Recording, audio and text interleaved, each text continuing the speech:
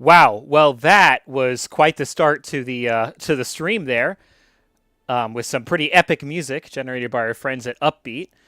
Let's go right ahead. So today, we are building a super interesting and special set. This is Lego 10320 Eldorado Fortress, and the cool thing about this set is it is going to come from a reimagination of a really classic Lego set, Eldorado Fortress, from like 40 years ago, the 1980s. Pirates versus Brits. We've got a small British galleon and a British Imperial trading fort, and then just a couple of pirates. It would have been super neat if we had a creator pirate ship set here somewhere, but we don't quite have that yet. So that's all right. We're just going to go ahead and we're going to get started with this thing. We're going to make it work.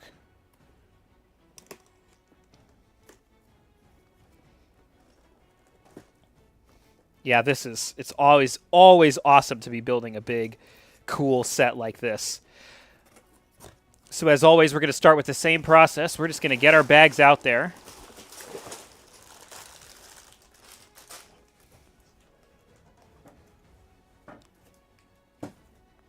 And we're going to start sorting them by their number.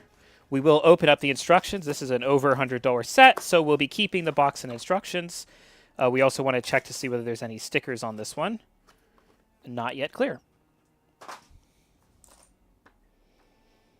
Looks like we've got quite a lot of bags to go through here.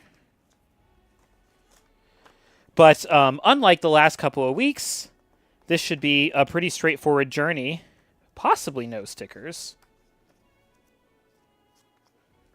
This should be a pretty straightforward journey because it's a new set. The pieces are in the bag.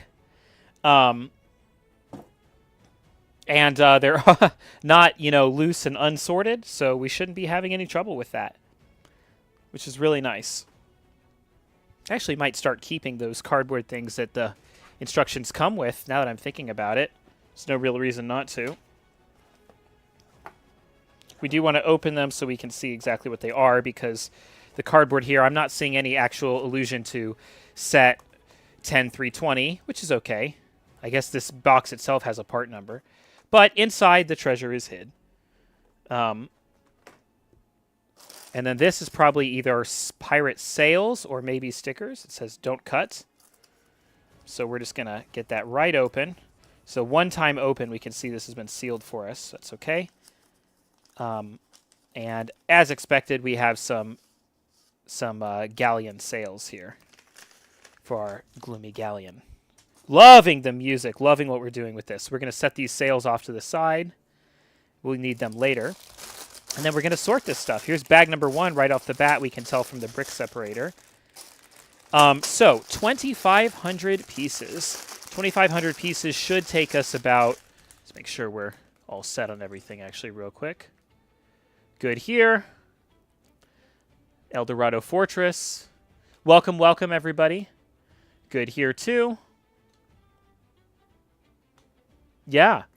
So 2,500 pieces. That should take us about 250 minutes, which is a little under 4 hours. It's actually a little over 4 hours. We're typically a little bit quicker than that 10 pieces per bag rule when it's brand new sets like this. But what I'm seeing, which is interesting, is although it's 2,500 pieces, the number of pieces per bag seems to be up quite a bit here. There's only 10 bags rather than the 25 that we might expect. So that could imply that we'll actually be done with this a lot faster. Or it could imply that this is going to be really a grueling journey. Only one way to find out. So we're going to go ahead and get sorted here. 3, 1. So these look like it's possibly double bags this time around. 6, 8, another 6. Another 3, another 2. Lots of double bags. 1, 1, triple bags on bag 1, triple bags on bag 6, 7, 4. This is our bag 9. Here's our bag 8. Another 9. Another bag 4. And like this is just going to make us so much faster. Bag 5, another 8. Everything is a double bag. So we're going to put one right ready to go, and then we're going to start stacking these backwards. So we have bag 10, plop those in there. Bag 9, plop those in there. Bag 8, Bag 7, bag 6.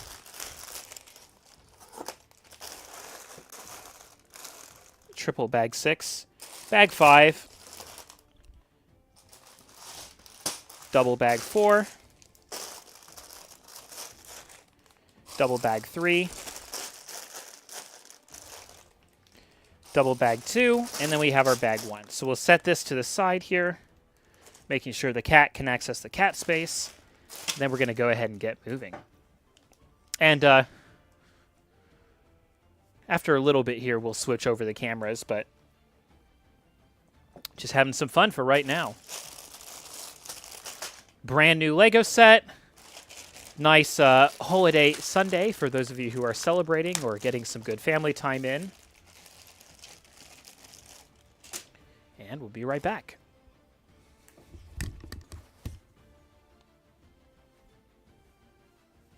Got a brand, Jazz. You're going to keep it.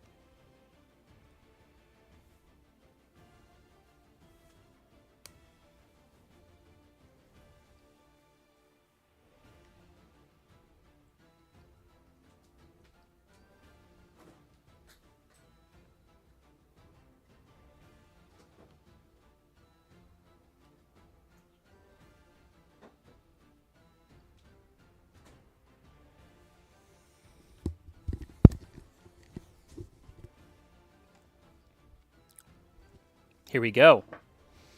Cat chair is ready. Cat is ready.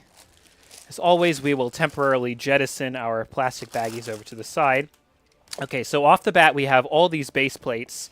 They're going to form the water below the fortress we know. We might consider tiling this water as we go a little bit further, just depending how the journey goes today. Put our switchblade away. Won't need that.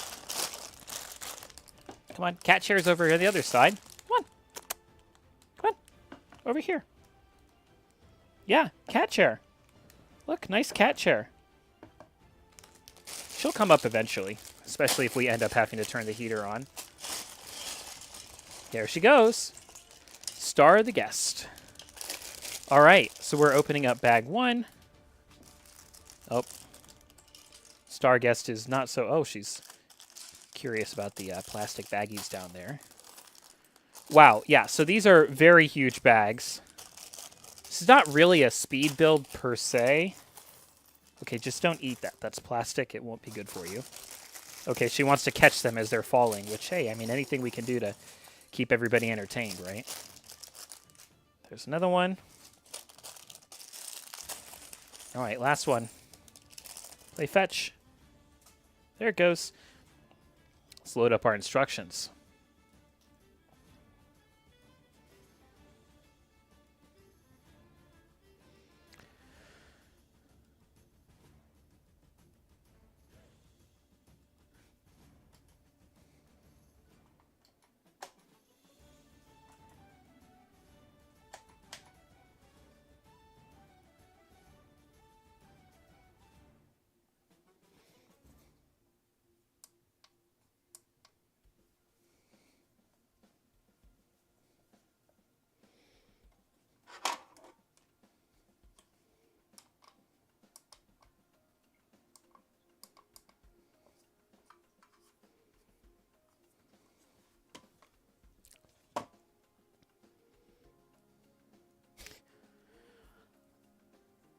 Slight problem here. It looks like I might have to switch out the batteries in my instruction mover.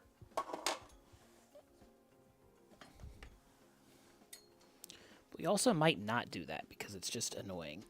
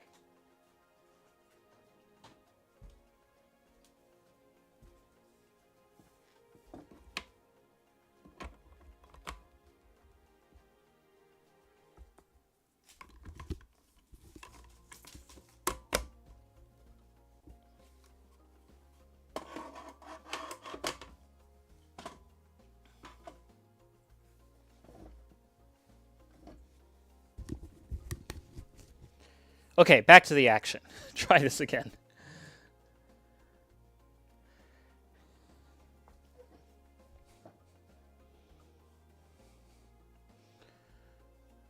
Yeah, there we go. All right, 10 bags, but they're super stuffed bags. Let's see. That could range anywhere from an hour and a half to 4 hours. So I'm guessing it's going to be a little more. I don't think this is a 10-minute bag here, but maybe we double it and say we can get this done in 3. Who knows? Hold on to your doubloons. Calling all Imperial Guards. The pirates are back. This LEGO Icon set pays tribute to an all-time fan favorite, the 6276 Eldorado Fortress from 1989. The original set brought pirate adventures to life for those looking to set sail on the high seas in pursuit of bounteous treasure. Decades later, the model is still a much-loved collector's item. We can't even imagine all the stories those characters have played out in kids' rooms ever since. Today, the new Eldorado Fortress is a thriving port with a new governor and a regiment of trusty Imperial Guards. They're as prepared as ever to protect their tropical paradise from plundering pirates. From the deepest dungeons to the top of the main tower, the fortress is a treasure trove of mysteries and stories to be discovered. Hoist your anchors, set sail, and follow your compass to new adventures. The original set included a pirate comic book called The Golden Medallion, The Golden Sovereign, 6255, which chronicled the daring adventures of Governor Broadside and his friends and foes. The story took place on an idyllic island where the governor enjoyed a quiet life until a boisterous band of pirates showed up. The comic told the fun-filled story of Broadside's plans to keep the troublesome Captain Redbeard and his cowardly crew at bay. Back in the day, Eldorado Fortress was always a bit of a mystery. What was inside? How did the pirates keep escaping from the clink? What treasures were the governor's Imperial Guards watching over? Well, all the secrets of the Eldorado are about to be revealed. Every corner you turn, there's a new story to build. Designed as a modular set, the model opens up so you can peek inside and rearrange the fortress as much as you'd like. The model design brings back all the charm of the original set and includes clues to the many stories that have taken place here over the past 30 years. See if you can spot the details that will remind you of the original set and uncover the updated features, functions, and minifigures. The original model is a great design, and we know many adults who played with the set as kids still feel a tremendous fondness for it. We're extremely excited to invite you back for an action-packed reunion. Da-da-da-da-da, updated rendition. Thanks, friend. Thanks for the brick separator. Let's make it happen. I guess we're going right off the bat with some boats. One little thing that I thought was super cool that LEGO did right when this set first released was I saw that there was some intricate controversy about some of the British guards and pirates and the like being women. And the LEGO group actually responded to that controversy, and they were like, hey, we appreciate everyone's, burning desire for historical accuracy or whatever. But, LEGO is about play and adventure, and we think it's more important for kids to be able to build their own stories or something like that, which I thought was just a really great way for them to just kind of respond and say, basically, get a life. We're having fun here. So that's what we're going to do. We're gonna get a life, and we're gonna have some fun here, making some pirate adventures. So the pirates don't really have a good boat to go toe-to-toe with the British galleon that we're gonna build, but that is because I think there was an expectation that a lot of folks bought either Pirates of Barracuda Bay, which I did not buy, as we make these pirates here. Beautiful set from LEGO Ideas, or the Creator 3-in-1 pirate ship with brick-built sails, which I did buy, and is just a beautiful, beautiful set. So this guy that's a rugged pirate there. So right off the bat, we'll start building this pirate's dinghy.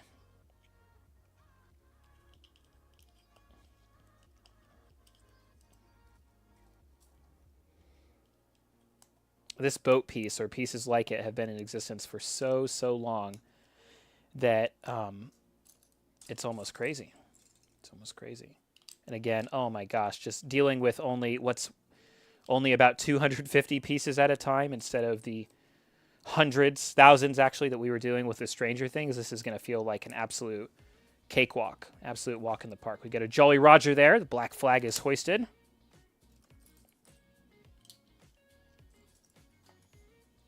And that's it. There's the pirate dinghy, just like that. So we'll let this pirate captainess go ahead and do the... be prepared to fight, while this fellow back here is prepared to row. He's doing a lot of work for the both of them.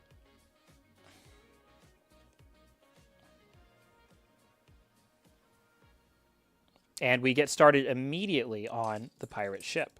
I'm guessing we're not going to do this in one bag, but it might be just two. I don't know about you guys, but I am just super thrilled to be building this set.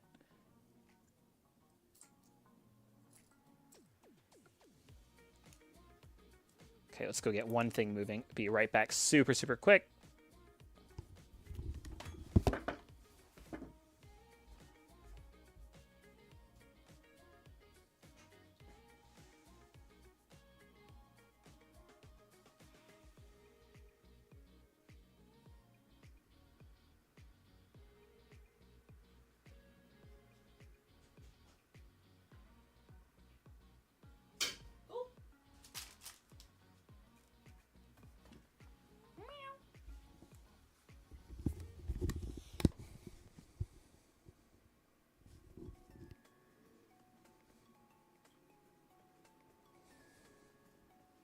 And we're back.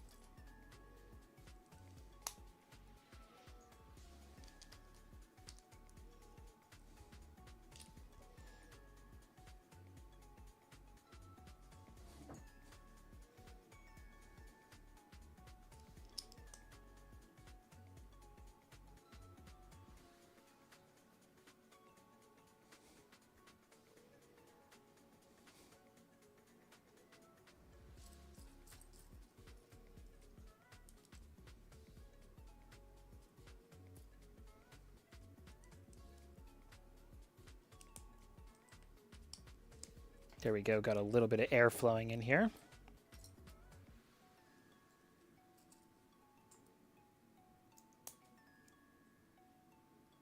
It's going to be really interesting to see sort of what kind of building techniques they use to put this thing together.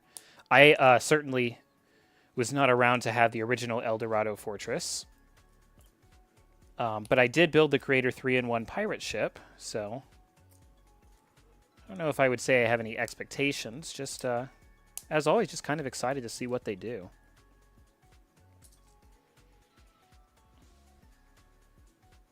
We're already seeing instances of all kinds of pieces that didn't exist so many years ago, which is great. The more the merrier.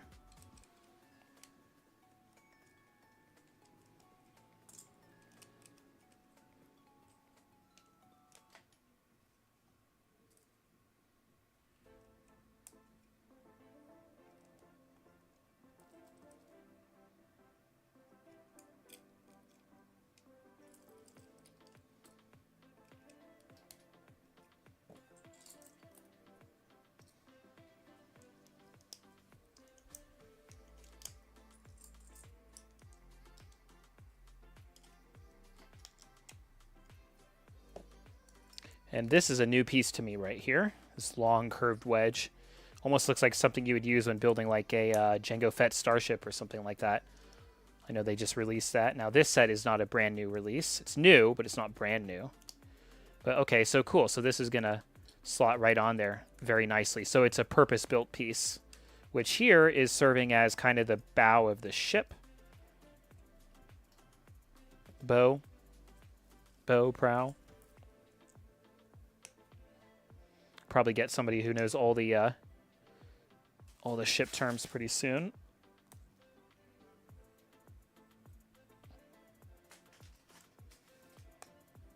And we have our first mistake of the day, although easily fixed.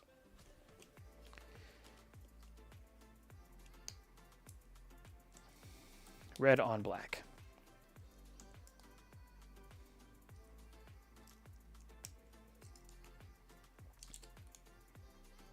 I don't know about this as an open seas pirate song right here. Kind of questionable, but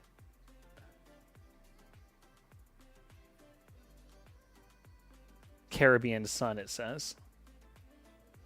I don't know. Who am I to judge? Here's the rudder.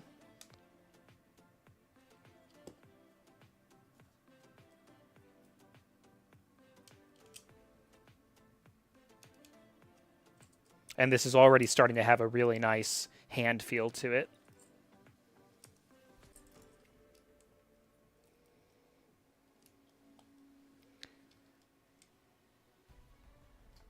There we go. Back on track with the music.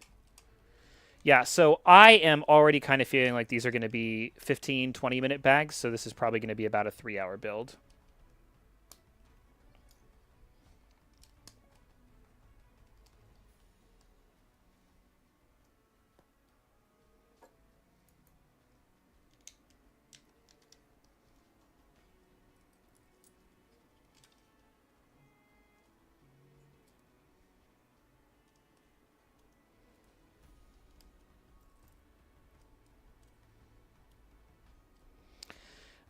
This galleon is going to be kind of a small, little light watercraft.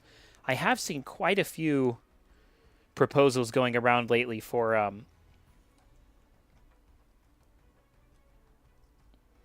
heavier imperial watercraft, like a big British galleon, possibly a remake of the giant British galleon set that was very popular at one point.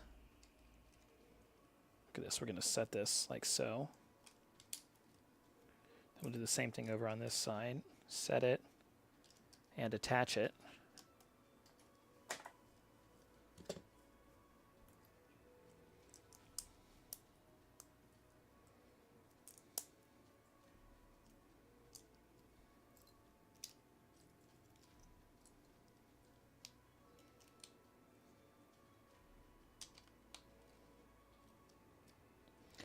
I think there's one that's floating around on Lego Ideas, for example. And I'm like, yeah, sure, I'd love a big... Like, this little thing here is no match for a proper pirate ship. We'll see once it's built. I mean, it's nice, it's impressive, but it's no match for a pirate ship. So getting something that might be, could be kind of interesting.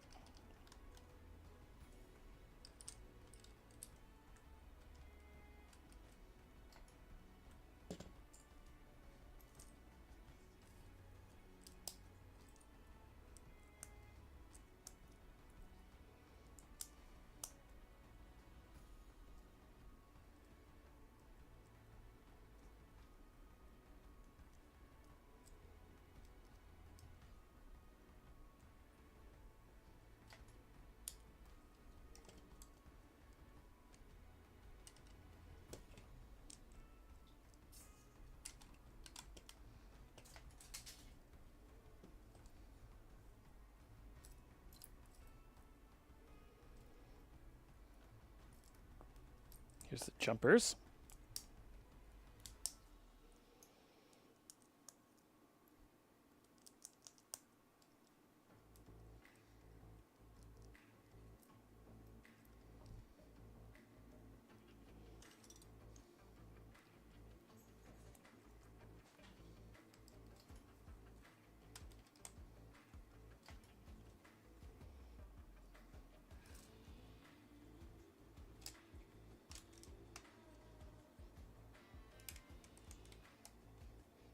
Notice we're leaving a 1 stud gap there,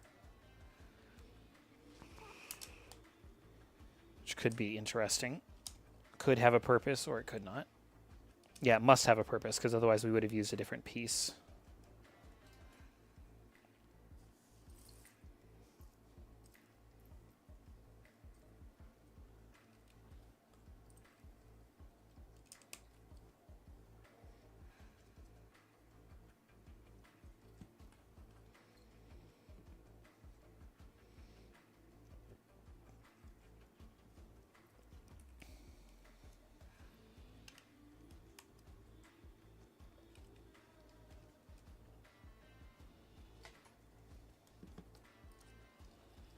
No stickers.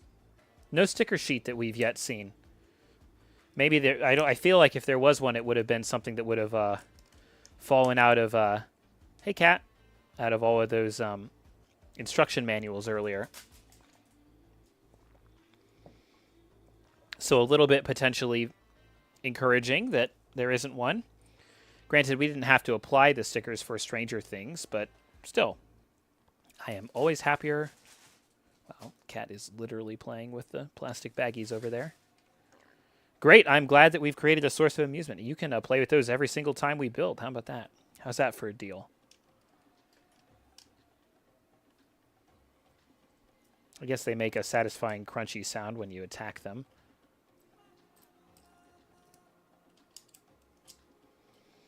And we were up we were up super late last night finishing Stranger Things, so that's why we're being a little bit smarter this time, and we are starting with the primary build of the day. No more, I mean, we can do warm-up builds, but they need to be actual warm-up builds, not we're doing 5 alternate things. So yeah.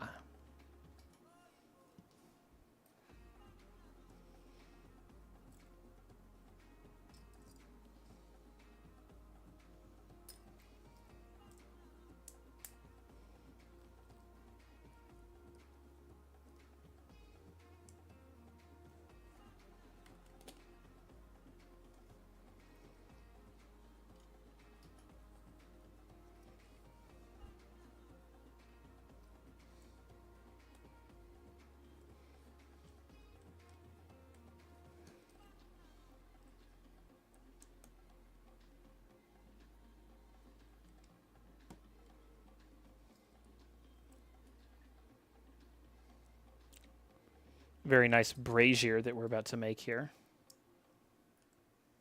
Very detailed.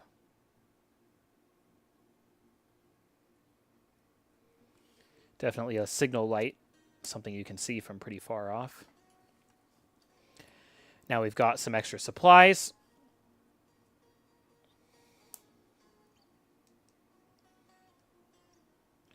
And the steering wheel.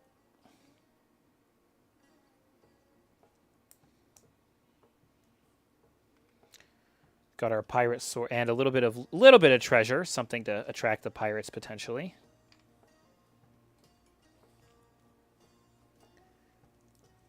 Now I'm guessing we need to fill in the front a little bit since it's been a bit neglected so far.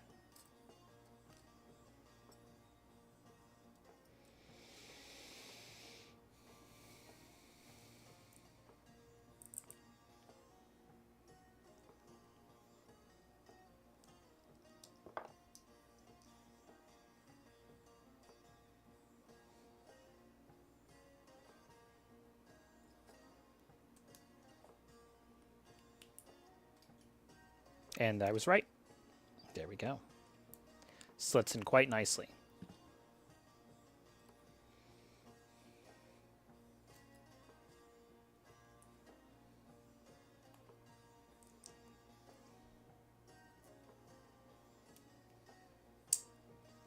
Looks like we're about to make a masthead figure of some kind here.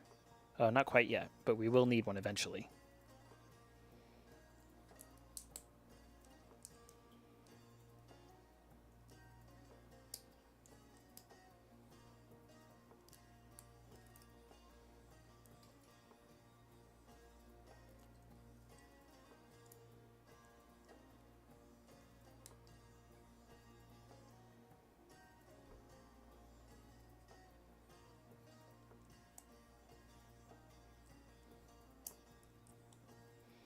And we've seen this technique pretty frequently here that's being used to sort of make this connection at the front of the ship. In fact, I think the last place we saw this was on it was on some New Republic, some Star Wars sets of some kind, maybe Ahsoka Tano's. No, not Ahsoka Tano's, but maybe like the E-Wing, maybe the Shin Hati's little starfighter. Something like one of those.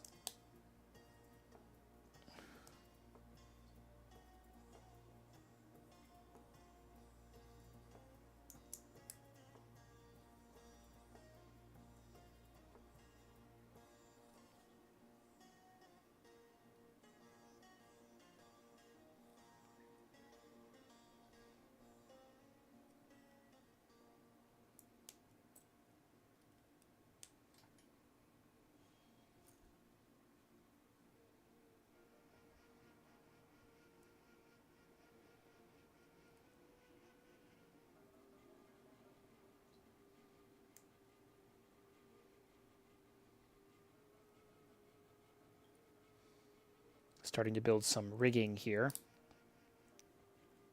Or railings. Yeah, here's the part that sticks up.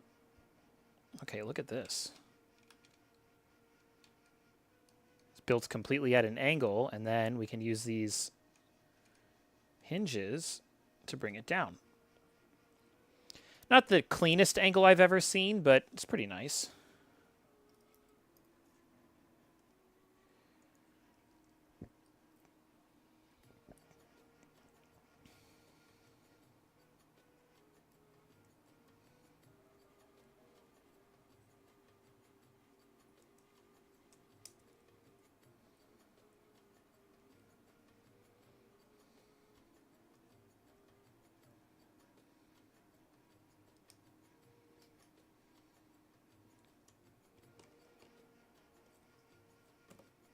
Connect the mast here. All right, and now we're setting up lots of places for rigging and for sails and the like.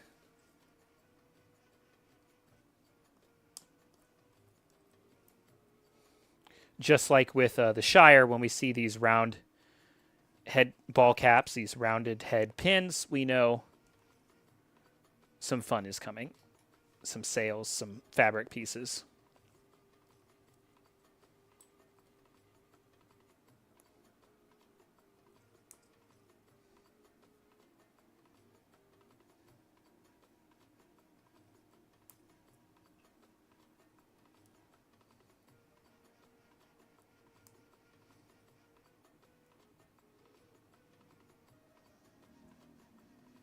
You did a pretty good job there.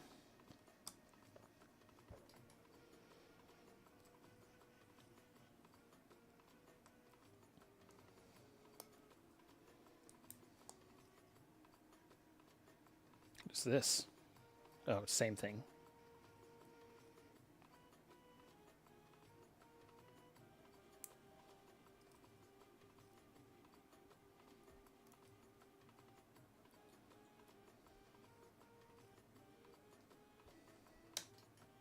And here come the sails, which we lovingly set aside earlier. Okay. It's the main one.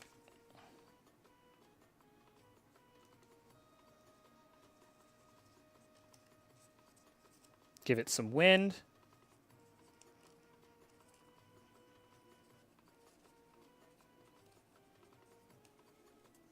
And there it goes.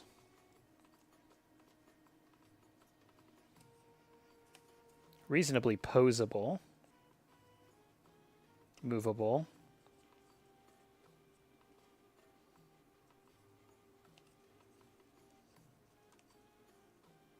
There we go. When I put that bottom one flat and this top one up, suddenly it really inflates very nicely. When I put them both flat, there it is. Looks nice. We're adding some hubcaps here so it doesn't go wiggling off. Then we'll make some more sails. This piece, we just saw it last night with Stranger Things, and that was my first time seeing it. Now we're going to use it again. I guess sometimes you only want 3 balls on the joint instead of the full 4.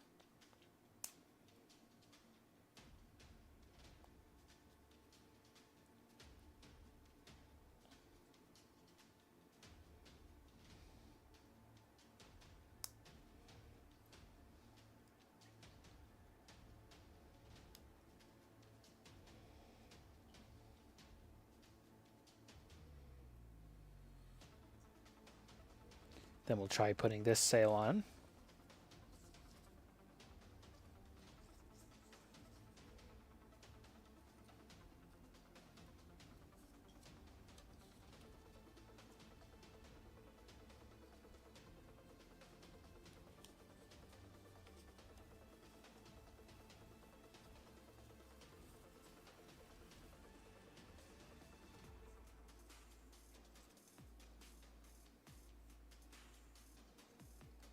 There we go.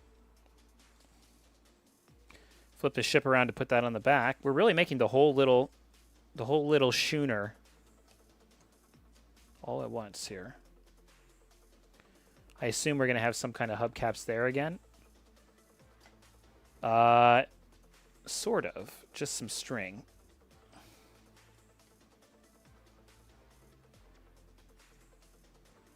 To tie this together.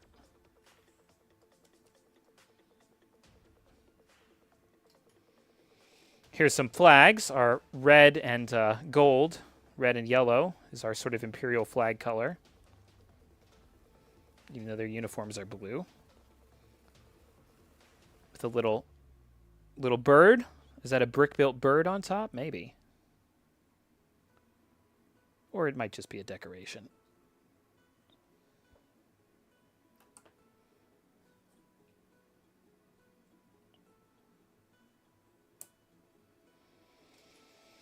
And one last sail to go. So now we're going to unbox our long string here from this piece of tape that it's trapped within. So literally just bag one, 20 minutes, as we kind of expected, and both vehicles out of the way. So the Fortress is going to be a whole 9 bags. That already tells us right off the bat it is going to have a lot of little details, probably. So we'll line this up the way we think they're telling us to. In, out, and in. This is going to be the front sail. Yep.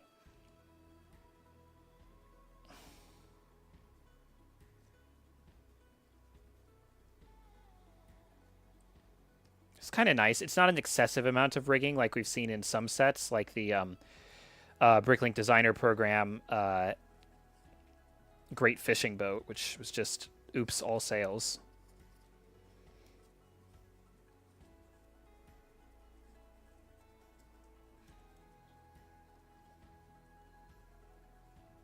Okay, it's hard to describe, but the sails here have a nice tension to them. It's like they're spring loaded. They all fit pretty much exactly where they're supposed to fit, pretty nicely without any complaint. The original set featured 2 rowboats. Well, times have changed, even for pirates, so larger ships can now dock at the pier.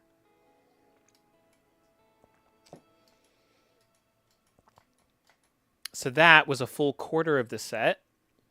Onto booklet 2 and bag 2.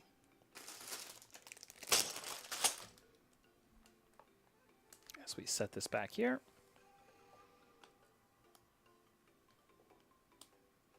Yeah, I don't really love the Pirates' odds here, but I guess they feel that they know what they're doing. I think mostly what they're doing is trying not to be seen in the first place. And now we build the Fortress. With this main front section taking 4 bags. So probably an hour and a half here of these double bags. Let's get to it.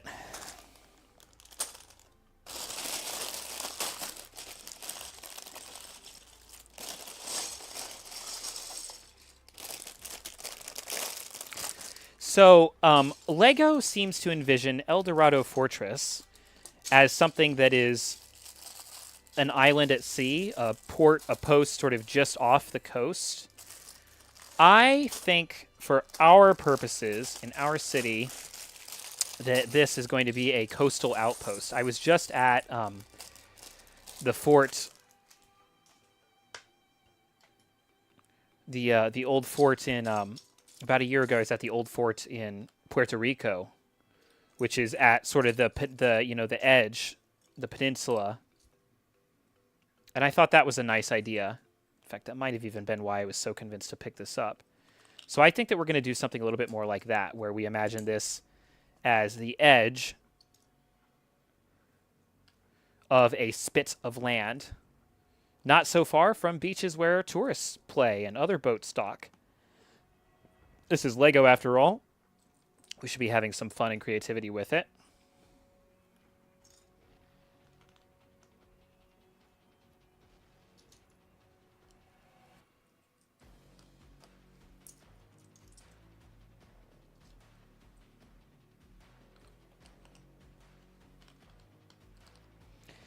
But as far as making that modification, I do think I'm going to build the entire set as is before I start thinking about how I might make some adjustments to have it sit up against the edge of a landmass.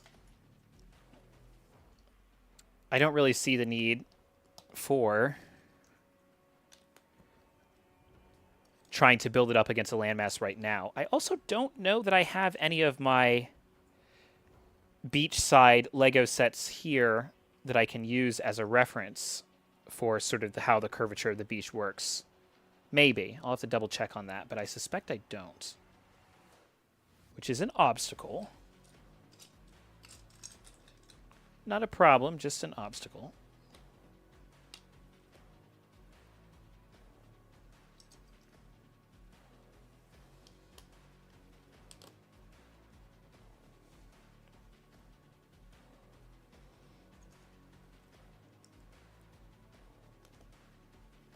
Clearly making some kind of rock face here.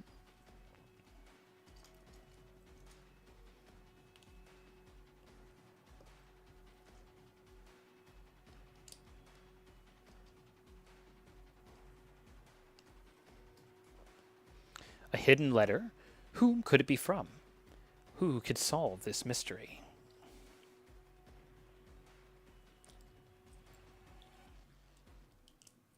I really do like when the instructions talk to us, when the designers talk to us. It's very cheeky. It's very like, hey, you like that?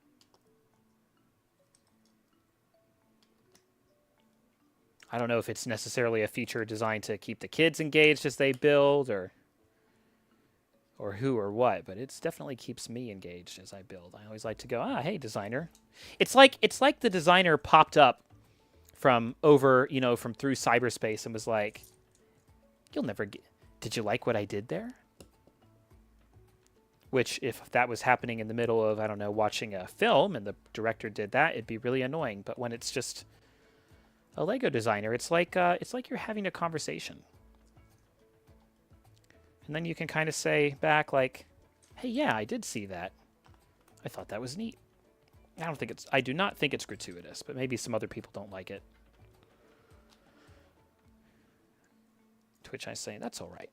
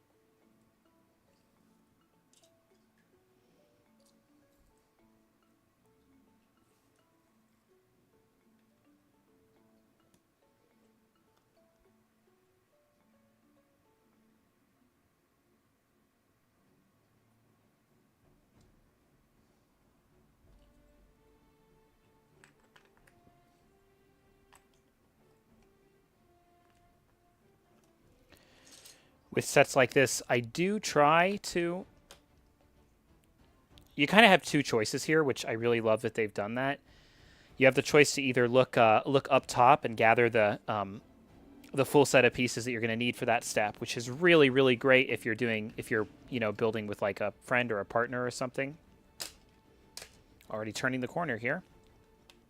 Or you can look at these purple outlines down below, and I tend to gravitate more towards the bits in the top, although I just kind of grab them and go. I don't usually collect all of them, although I just did here. I usually collect them. I just kind of go from like, I grab one piece that's really obviously going to be needed. And then I see, can I place that piece right away, or do I need other stuff to be in place before I can place it? So like this one I grabbed from the top left. Okay, I can place that. I can see where that goes. So then I'll just kind of go from the top left this whole step. But sometimes you grab from the top left or the top right, and it's not as obvious immediately where something is going to go. And that tends to be when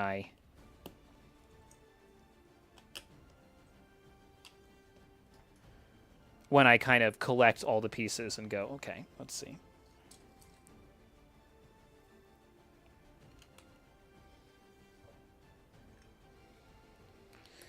It's nice to like think about things like that just to understand what your building patterns are. Because the more that you understand them, the more that you can make them work for you, so to speak.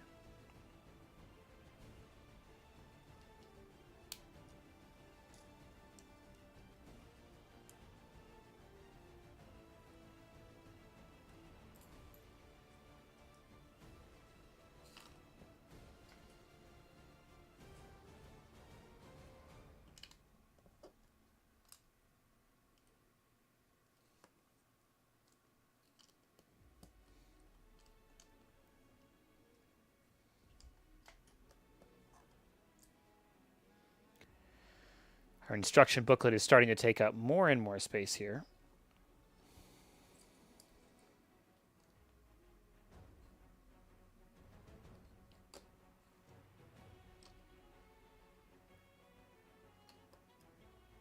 I do love this piece, this 2x2 brick with angled slope interior or something like that.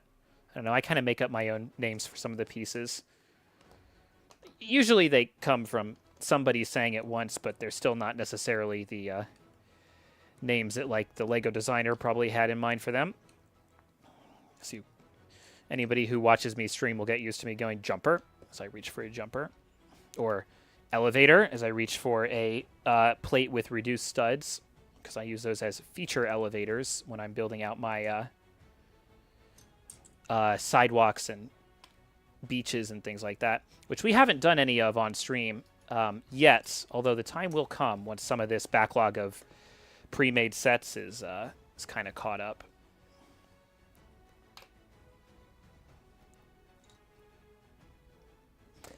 This has actually been really relaxing just to work on this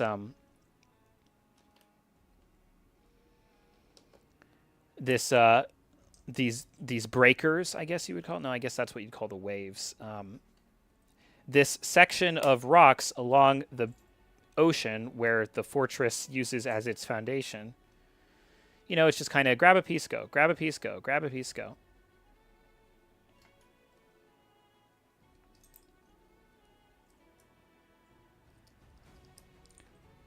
Like, really like doing a color by number or something like that.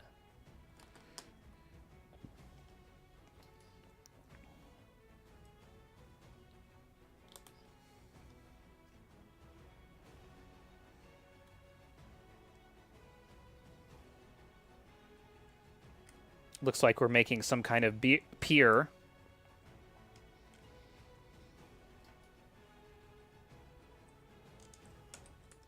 That's a long brick.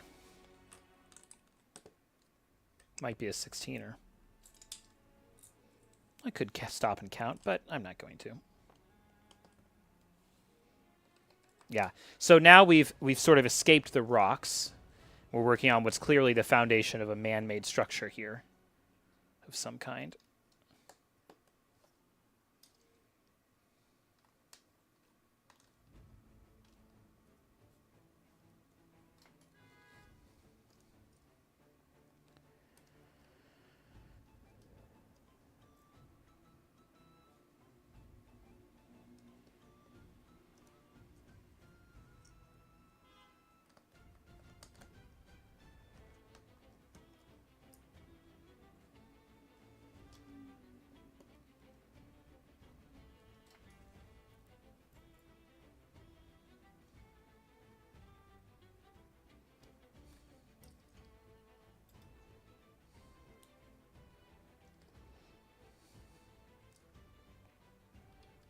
And we have our first masonry brick telling us, yeah, we are thoroughly in man-made territory now.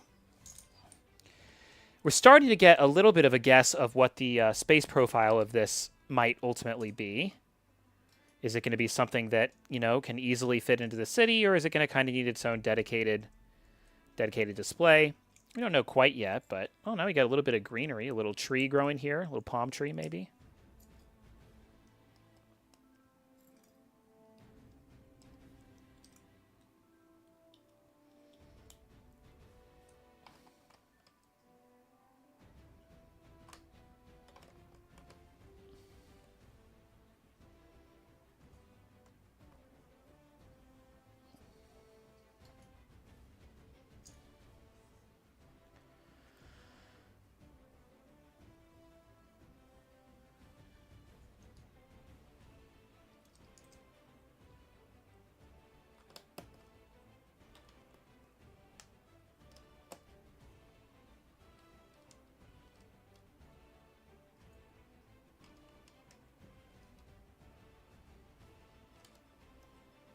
Tiny little spit of dirt that palm tree is growing out of.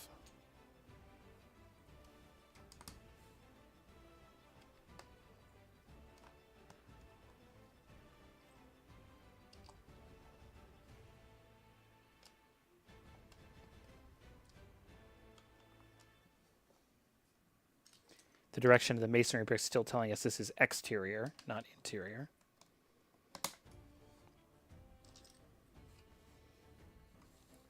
Come back over here for a moment. Jumper.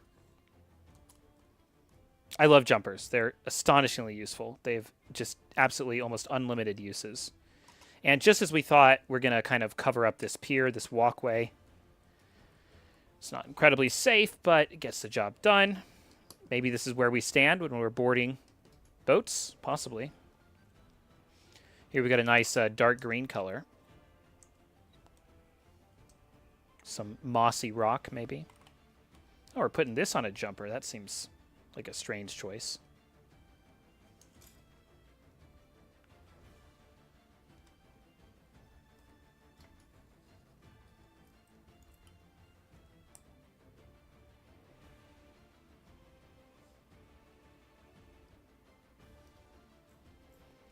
Attaching two 1x1 plates together, something I'm never a fan of doing. Actually, 1x1s are fine. It's when you're attaching two 1x2s that you're like, well, never seeing those pieces separate again. I'm being hyperbolic, but only just barely. And then we're using some slightly different colors of the green here to make different leaves, which is nice. Put that over there. This is probably going to be a darker one. Double cheese. Cheese is another another name that I use that I've kind of made up. But like I feel I've heard people talk about these as that particular piece in question as cheese slopes before. Like again, I rarely make these up out of nowhere. It might just be nearly out of nowhere.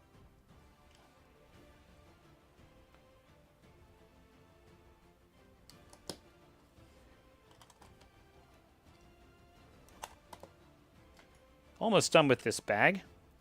Yeah, so they're 20-minute bags. But, like, this felt like a breeze. It was, actually, we built quite a bit in 16 minutes here. So we're a little under 20 minutes. So we're going to be a little under 3 hours for bags 2 through 10, which is kind of nice. Although that is actually going to take us pretty late tonight, which is maybe not optimal, but we're not stopping. We're going to build this thing. I say as the music swells. We're not quitters. And quitting, that's quitter talk. Jumper. In a couple of weeks, we'll actually start doing some of our custom stuff. Oh, we've got white, so now we've got flooring that's been laid by the Imperial humans. Oh, did I mess up? Sort of.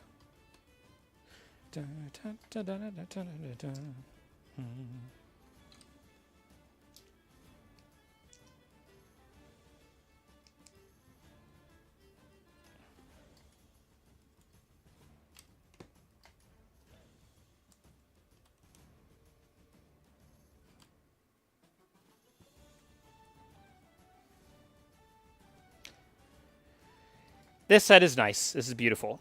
I'm already pretty happy with it. Okay, so now we have a sense of what... Well, actually, I probably better not speak too soon. I have some guesses about what the footprint of the set might be, which has big implications for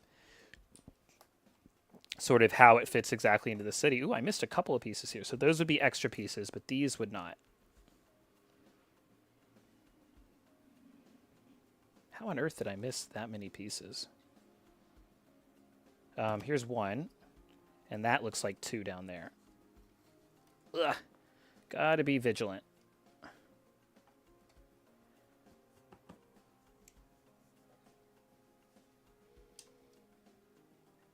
One and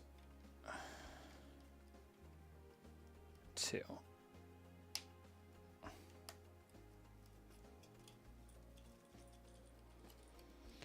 Don't usually miss bricks. It's usually little plates and tiles. Bag 3.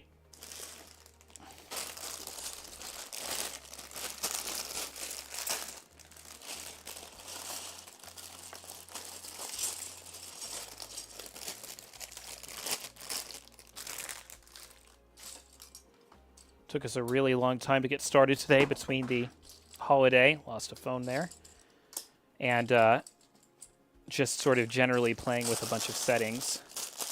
That's okay.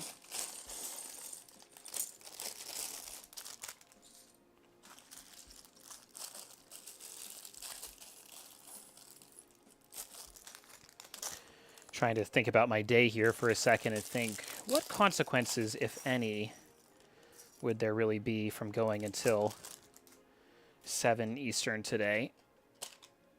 Unclear. Maybe some, maybe none. I think the couple of things... I think the only thing is I always like to take the cat for a walk when we finish up the stream. So I don't want to let the sun fully set. Not that there's that much sun left today to begin with. Again, this is all very zen. It's kind of nice just going through this.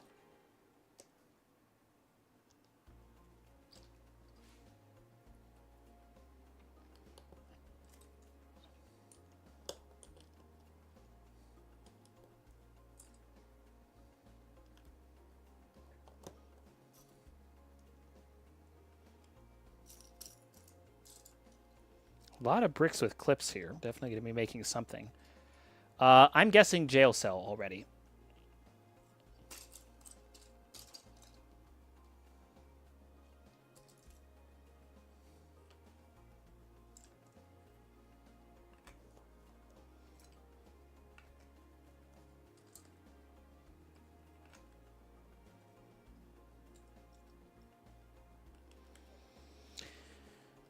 The designer says gold doubloons are safely stored where no one can find them. 4 of them. So here's 1, and they're emblazoned with a little crown logo. 2, 3, 4. Of course, nothing beats the classic Lego coin, which was super shiny and metallic.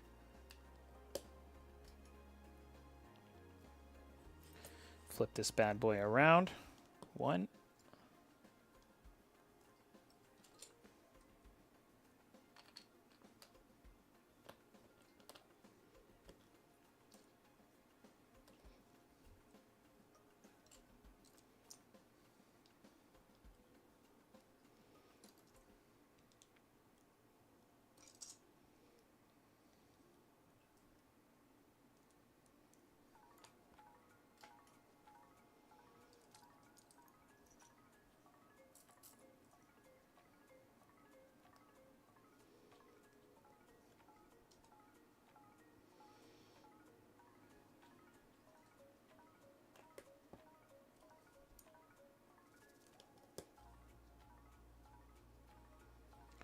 Some of the angles they show the instructions from are not optimal for all these corner bricks.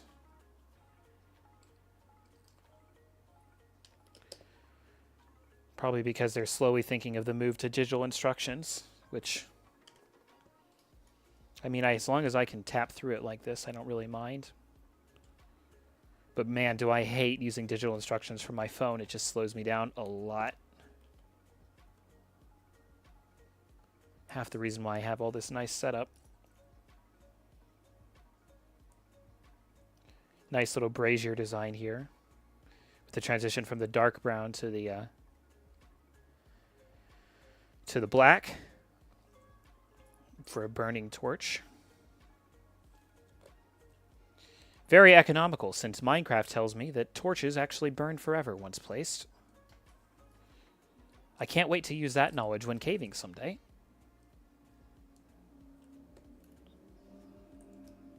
I'm sure no problems could possibly come from that.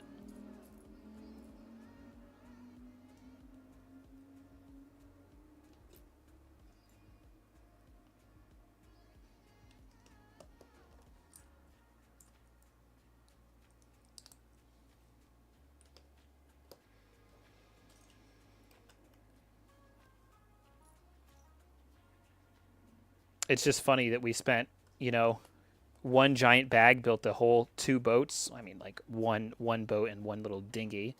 But now we're already on the second bag of building. Oh, what have we got here?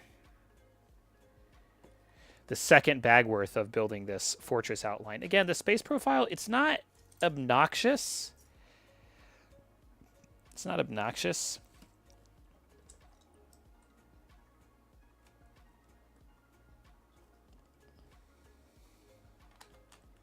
Yet.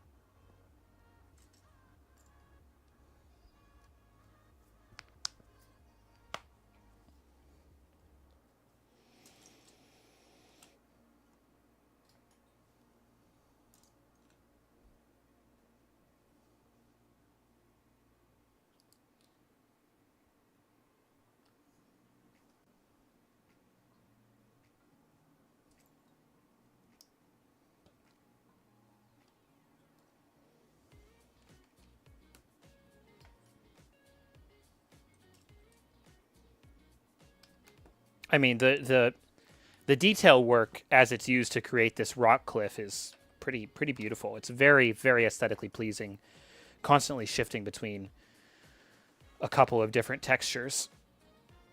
I don't think I'm going to be able to place any of these.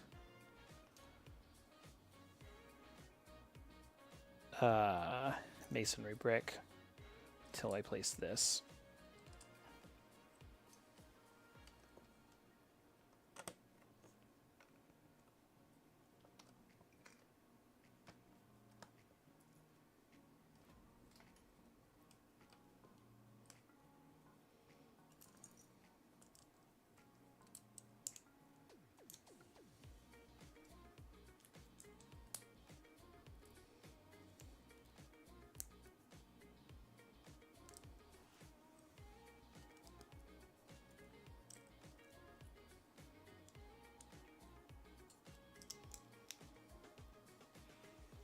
Got a seawall here.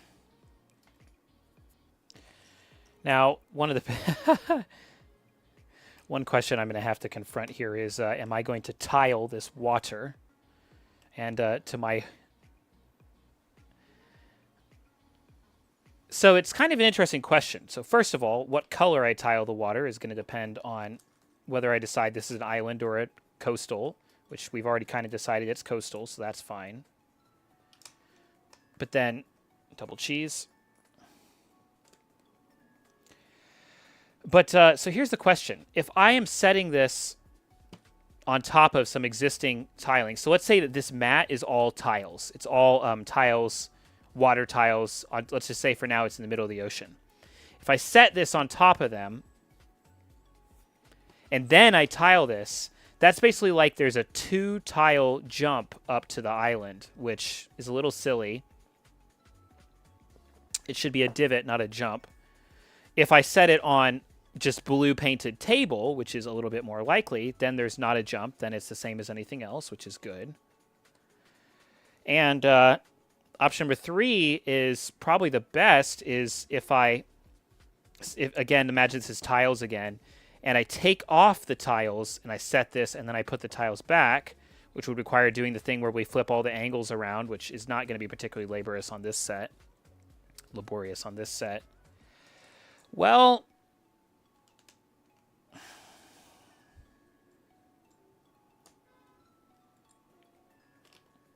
I'm not sure. It's very difficult to determine without...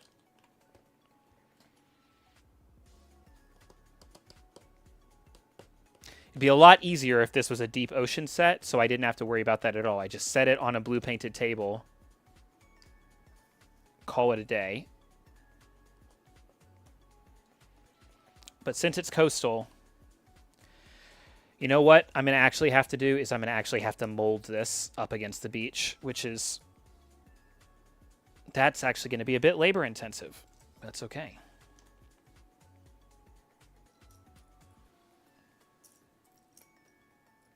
Not particularly part intensive, but definitely labor intensive.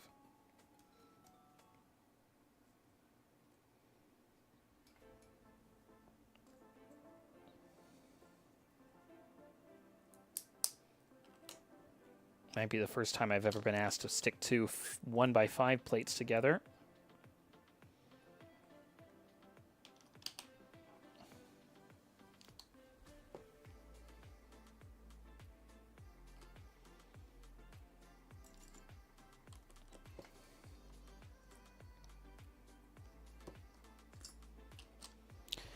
As for what this is, it's a little unclear. So this is implying that there's a tiny bit of island here that this is built on. Island or, again, coast, which, again, makes kind of sense that this would be built on an island.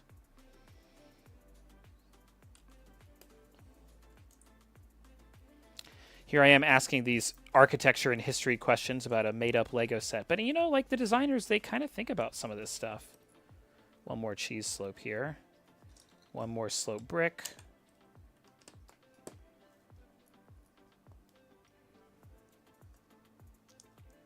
They think about some of this stuff. They think about the storytelling that a Lego set does. Double cheese. Got some yellow support girders here. Pillars, pylons.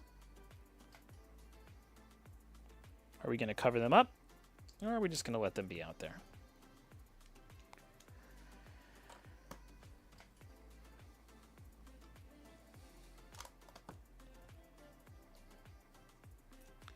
Jumper, jumper, jumper, jumper, different colored jumper. Random bit of flame?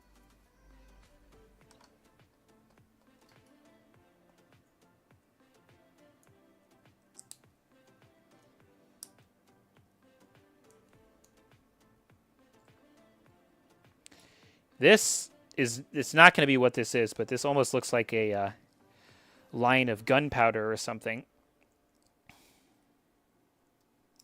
I really love 1x1 round studs, 1x1 round bricks with hole, because they feel really spongy. Like they have a really beautiful spongy texture.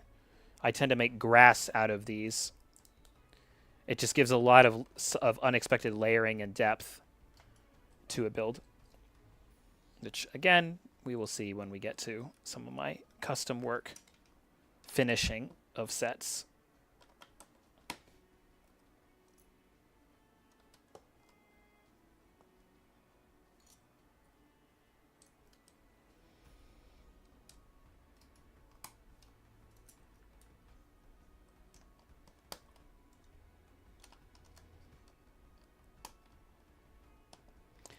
Something I do appreciate is that they haven't really done anything obnoxious to mess this up. They haven't done anything obnoxious to dramatically fluff the part count here, which is nice. Yes, there are a lot of things that would have been brick built in the original, but we're not in the original anymore. We're in an update, and yeah, it's all been pretty reasonable so far. All right, we are building the giant walkway, or the entrance ramp.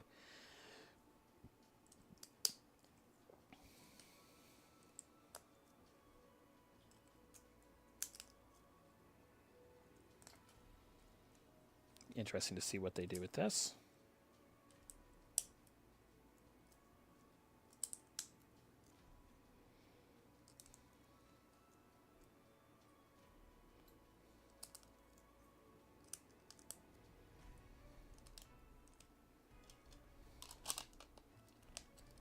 Is that a 6 by 16? Again, not a measurement that we get particularly often. All right, now we are making some cobblestone. Or gravel. I guess you might think of this as gravel.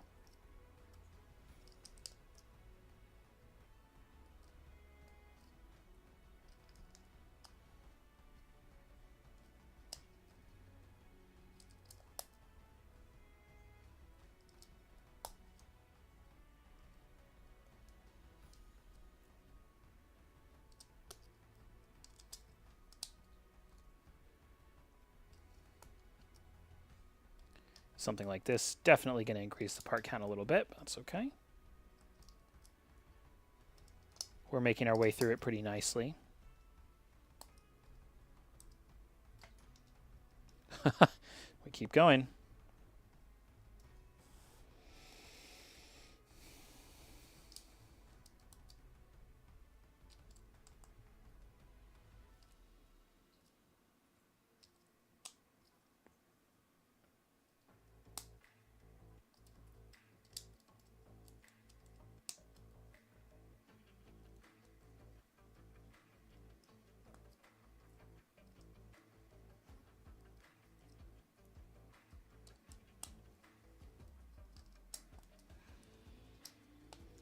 Not too bad at all. Again, it's kind of got almost a meditative quality to it. We said we were here to chill. We are here to chill.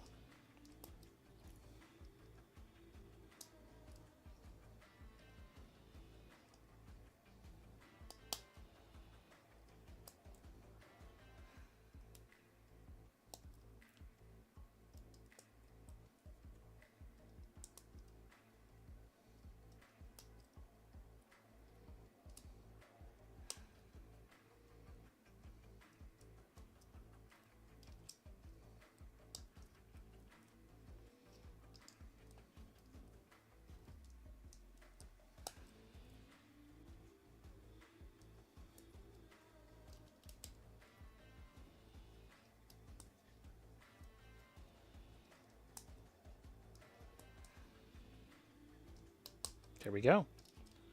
Barely any time at all.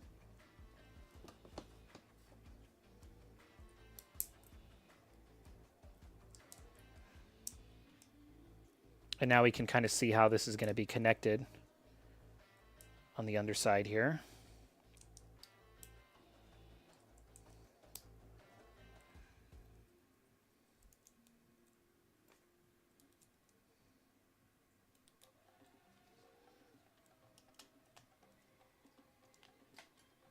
The original printed ramp has been repaved with cobblestones. And it goes in really, really nicely, minus that one stud that went flying. Beautiful. Beautiful.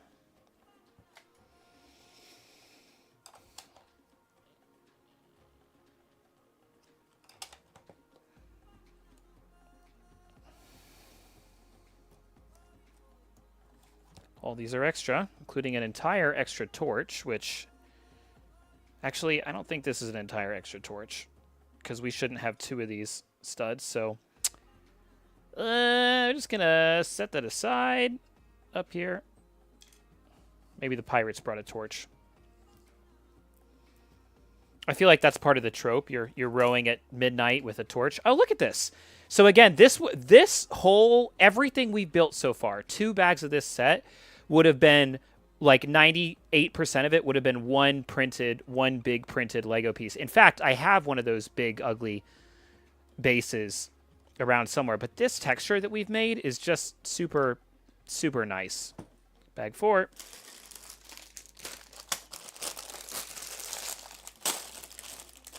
It feels nice. It feels nice to do things brick built. Big pieces have their purpose. Like, it's nice that you can use them as a base.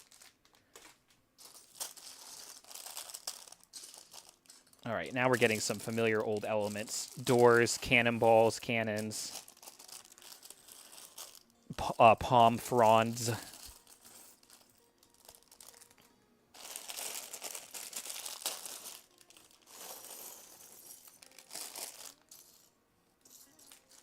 I think this instruction booklet goes to bag 5s.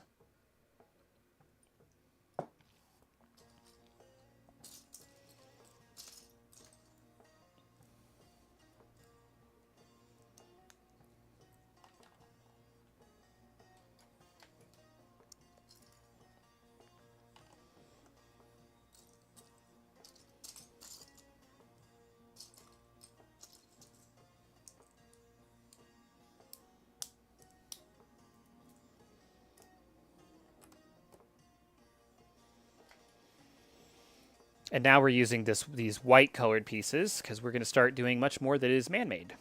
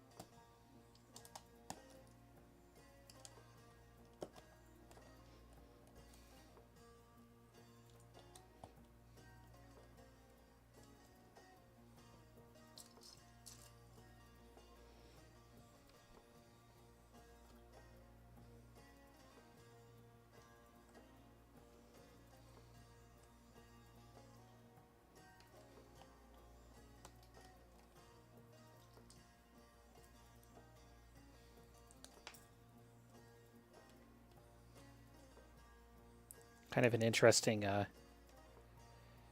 thing we're doing here. Making these, I have no idea what to call this.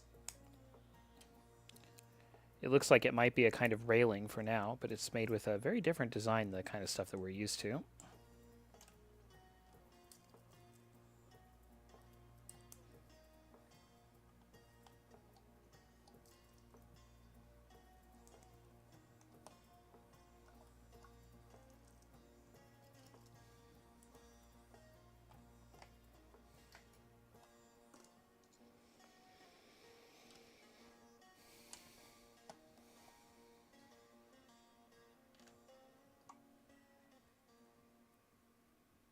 Again, sticking 1x1 plates together.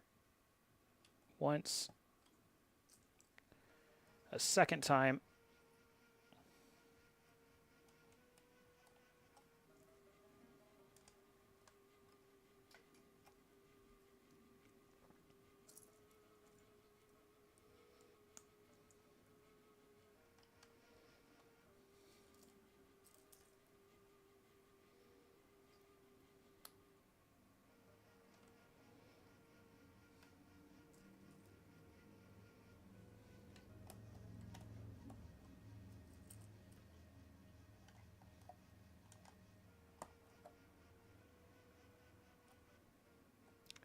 Very detailed railing. Here I kind of feel like we've gone a little bit far in terms of what we're getting versus the parts we're expending, but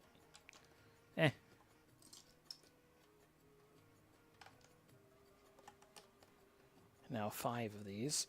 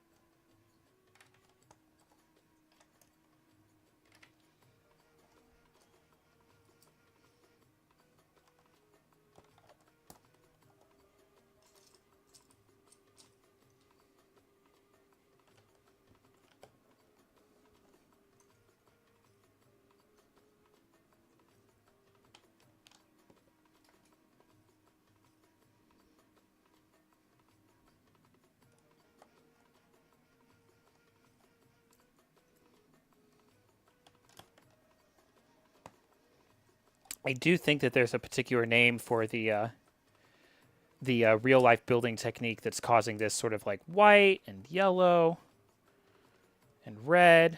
I don't think it's just paint. I think it's like the idea that like a couple different building materials are being used based on the surroundings, drawn from the surroundings.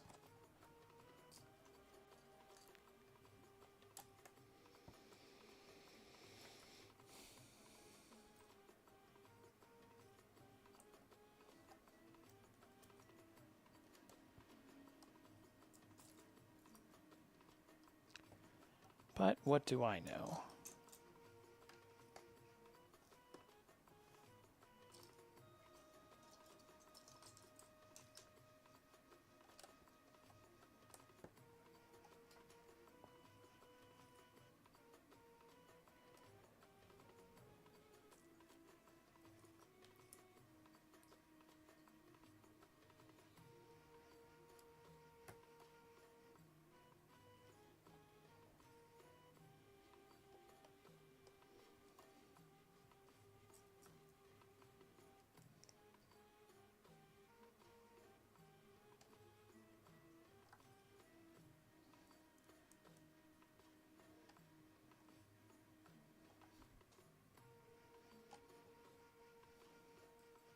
Seven ingot tiles.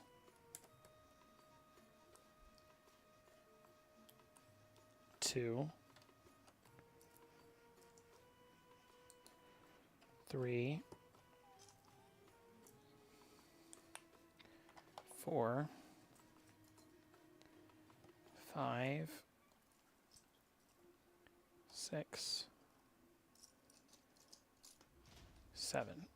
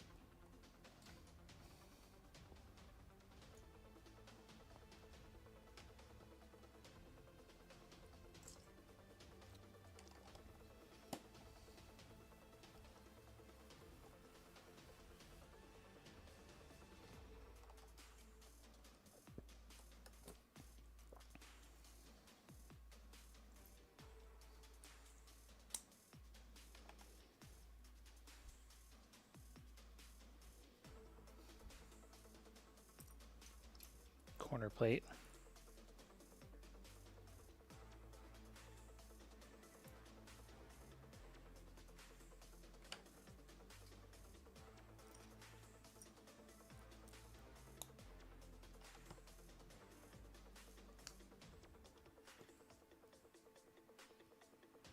Ah, there's going to be some weapon rack here. We have all these guns coming up and no roses. That was terrible, but I don't regret it.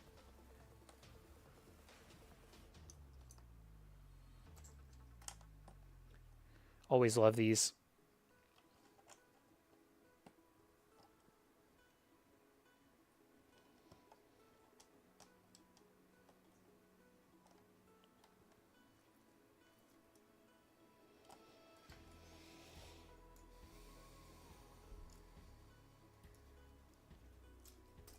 Nice archway, doorway.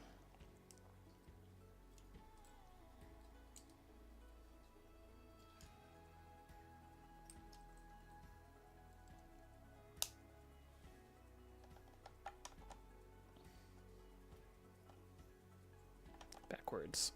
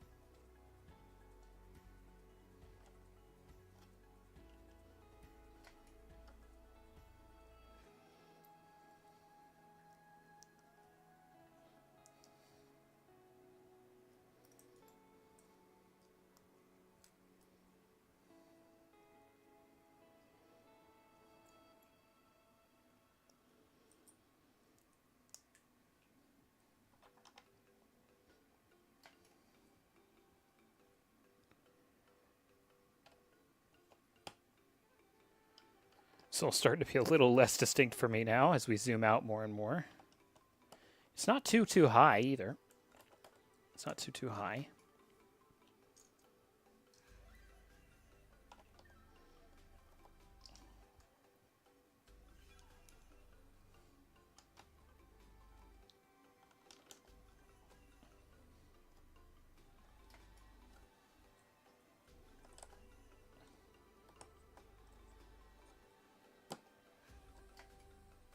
Sailors, pirates, and guards all have to eat. What's cooking? Fish? Coconuts? Plantains? Ah, that's what this fire is. It's a kitchen. Jumper.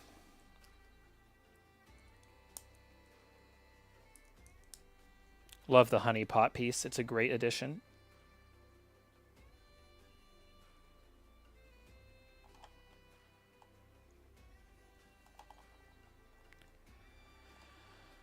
Another one of those torches.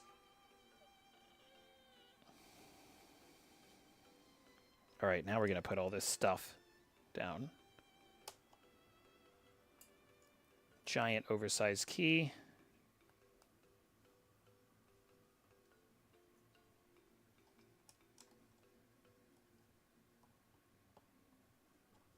Two cutlasses.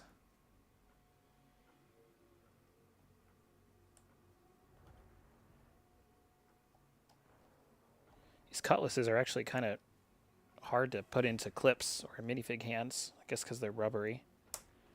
Click. 3 muskets.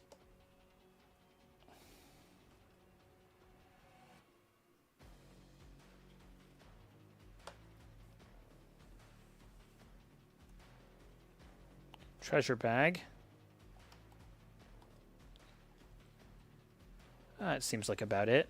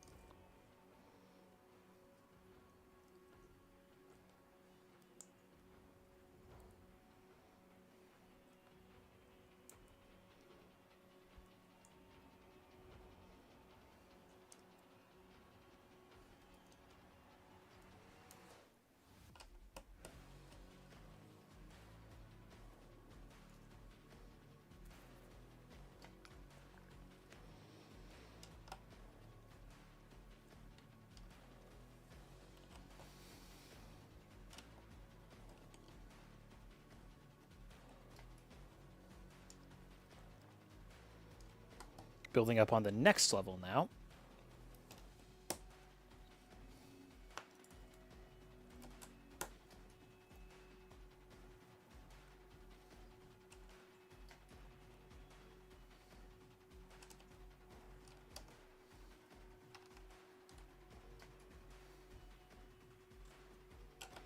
Classic 8x8 plate. Great for building towers and things on. See, we could have put our little shop from Flower Fruit Mountain up there instead. I think it looks beautiful.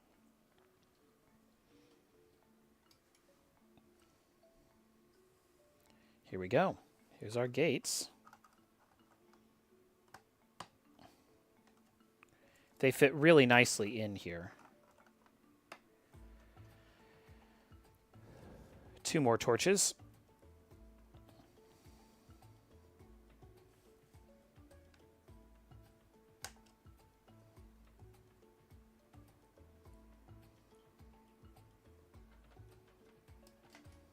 And the palm tree. Honestly, using quite a few techniques that have been around since 20, 30 years ago.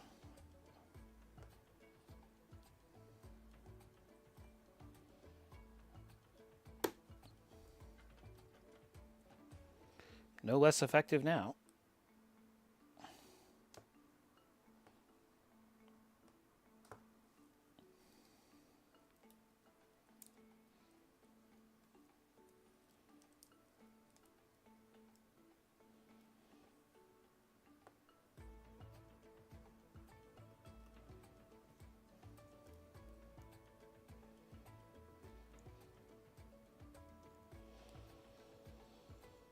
This track sounds almost like the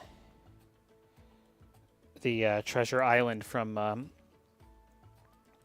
Stardew Valley.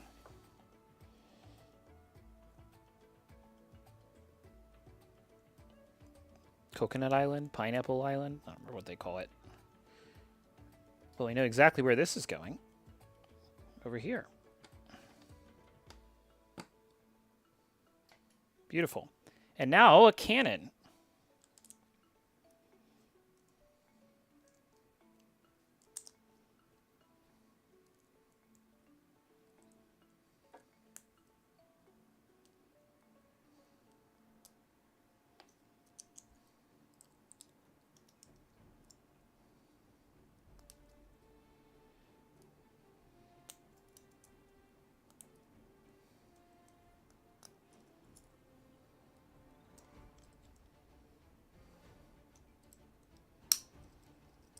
Which can fit both on and off its little track.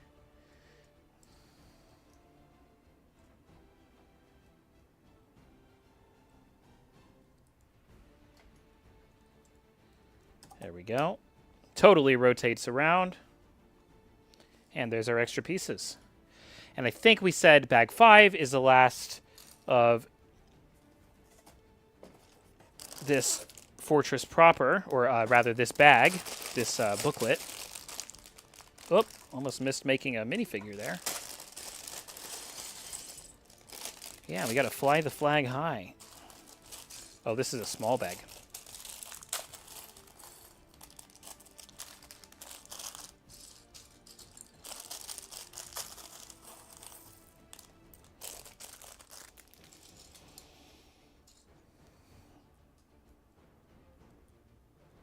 This looks like the colonel.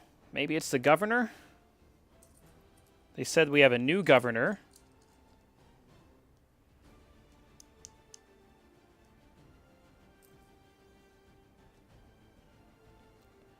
He's again got a cutlass.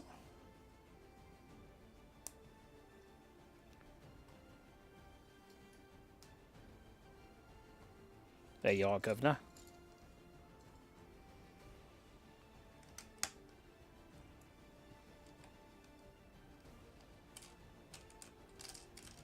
I think that's right.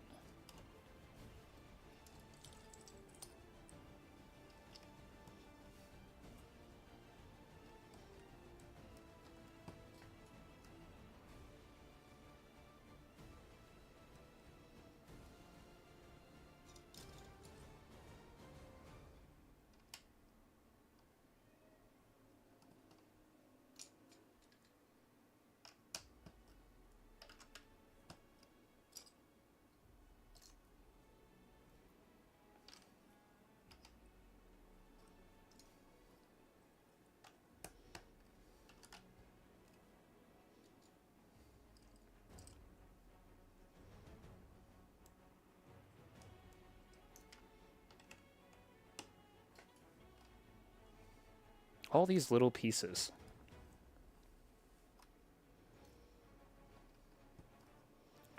We're certainly starting to build up into the air.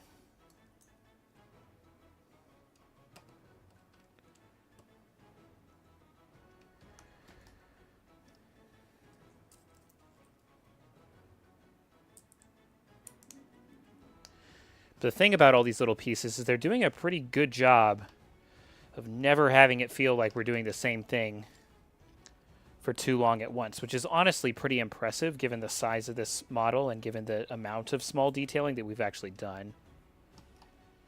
But whenever I'm like, oh, where in other models I'd be doing like tiny detailing of all these 1x2 plates of different kinds for a while in a row, like every time, just as soon as I've picked one up and thought, oh, I'll be doing this for a while, no sooner have I had that thought than the model shifts, which if I was reviewing would be a really positive. It's good. It's keeping me on my toes, so to speak, or on my butt. If I were reviewing, that would be a pretty big positive that I would have to give kudos for.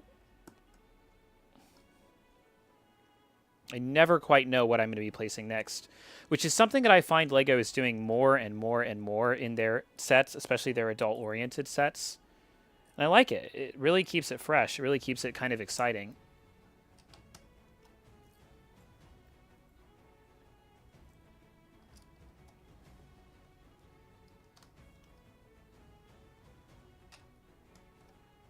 And ingots, we have 5. 1, 2, 3, 4, 5, 6.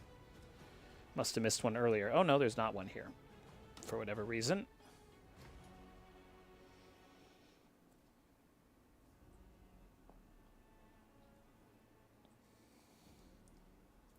Oh, just found the reason. We're doing this strange thing again. 1.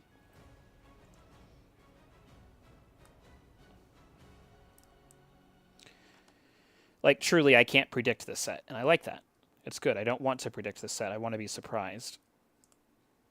It's the opposite of something like building the Eiffel Tower, which people call monotony, the set. Repetition, the set. 2 more. But again, I literally pick them up and I think, oh, I know where this is going to go. And no, it's not being used in the way I expect it to.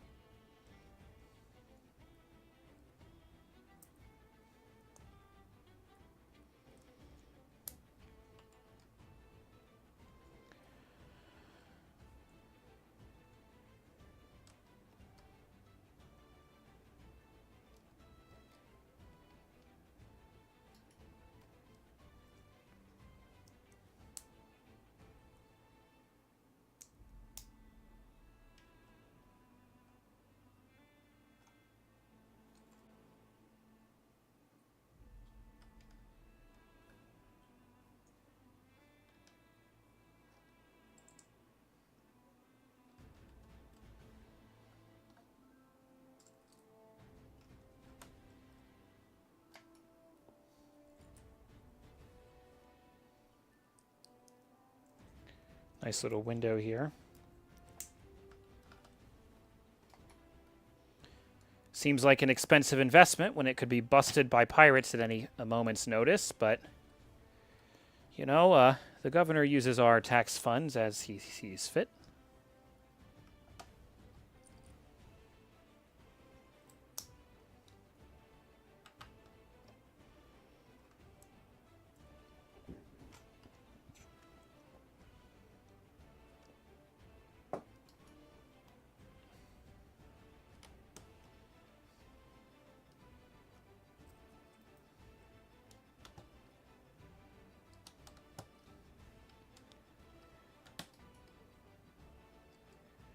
Getting somewhere.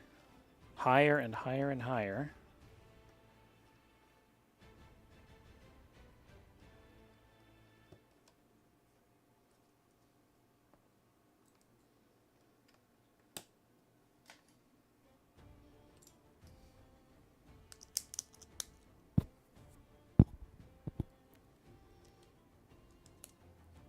Little removable roof here.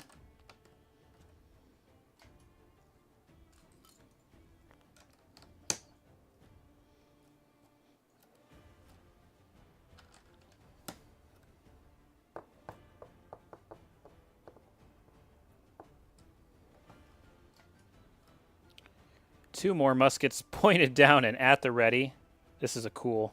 Oh, I've never actually seen this part of the musket used like quite like that before. That's neat. Boom.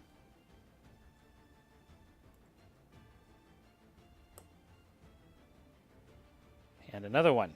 Have another. Very neat. Tiny little detail, but very neat. Nice part usage.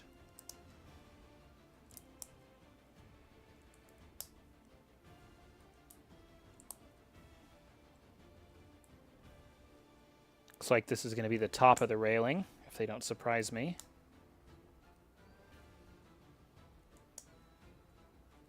Indeed.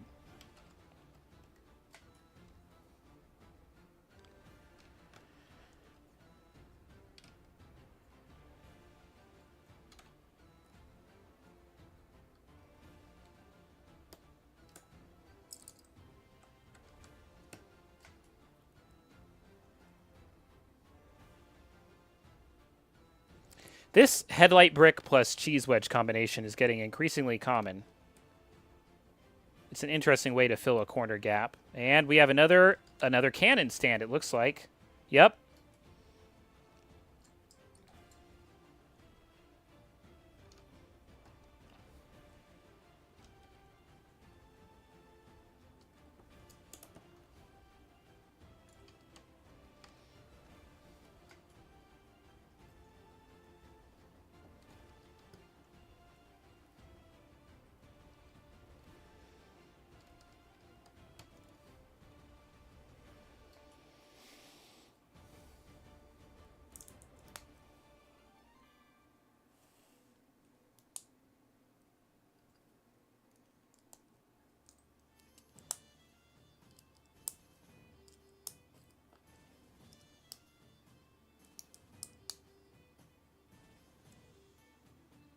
A door, nice brick-built door.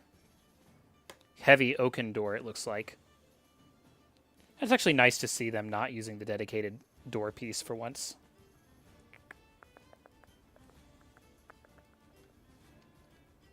That's a very nice door. The governor's office holds his most prized possessions and important documents.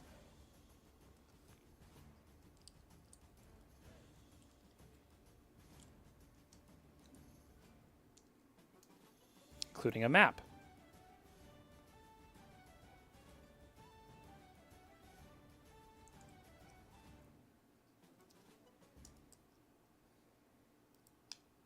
And a nice candle.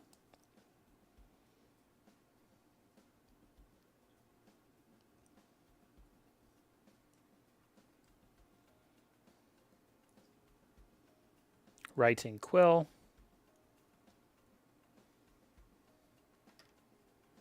I guess we can put the governor in there. I would have liked for them to have a place for his sword. And finally, one more cannon basin.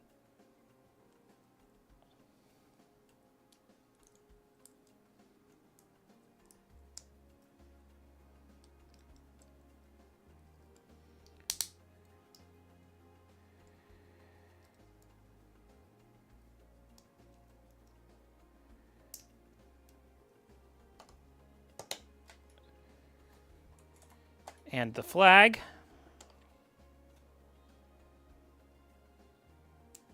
Crossed cannons seems to be the motif of these Brits. An extra musket seems surprising to me. I feel like... I don't know if we even applied any muskets in this bag, so... No, I guess so. But I feel like if we were going to get a musket, it would have been given to us as an extra earlier, wouldn't it have? Nope. It's an extra. And I bet that is the end of this baggie. There we go. So we will open up bag 3 after a small little break. Let's load it up. Halfway through.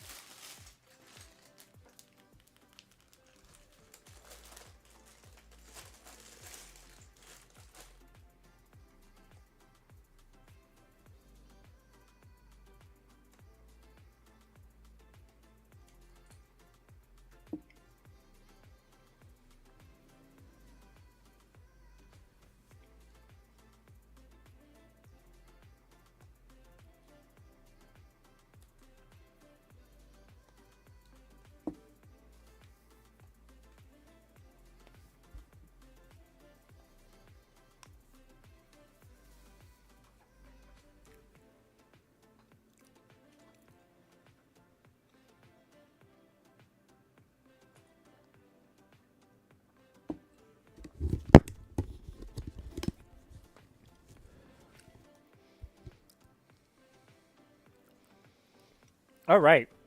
We are back.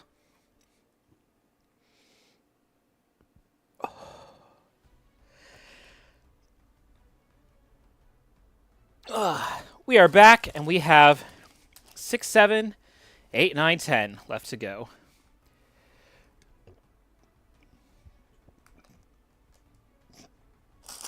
Oof.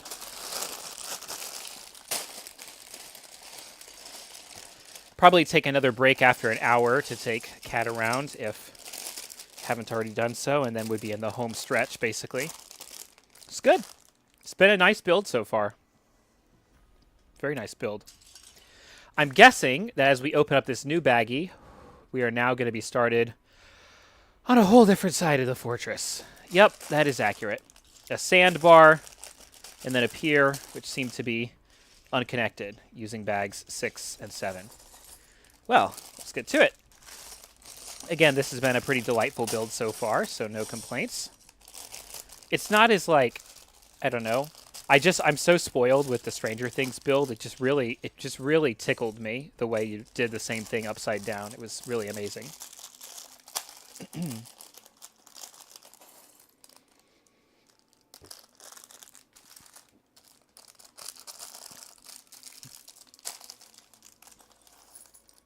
And I actually think we are significantly over the halfway point already because both bags 7 and 10 appear to be very small.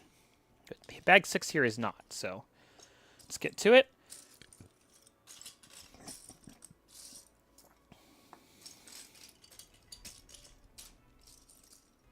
Making our next Imperial Guards person, who's got a backpack this time.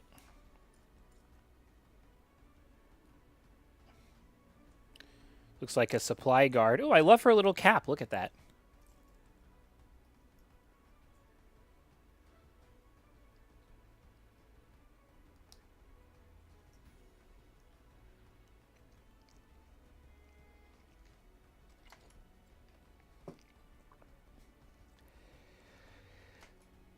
And here we go again, building up from the base of the rocks. But scanning my pieces quickly, it looks like a few of the pieces that we were using before are no longer in rotation. We're going to be building with something else entirely. It's good. I got some energy.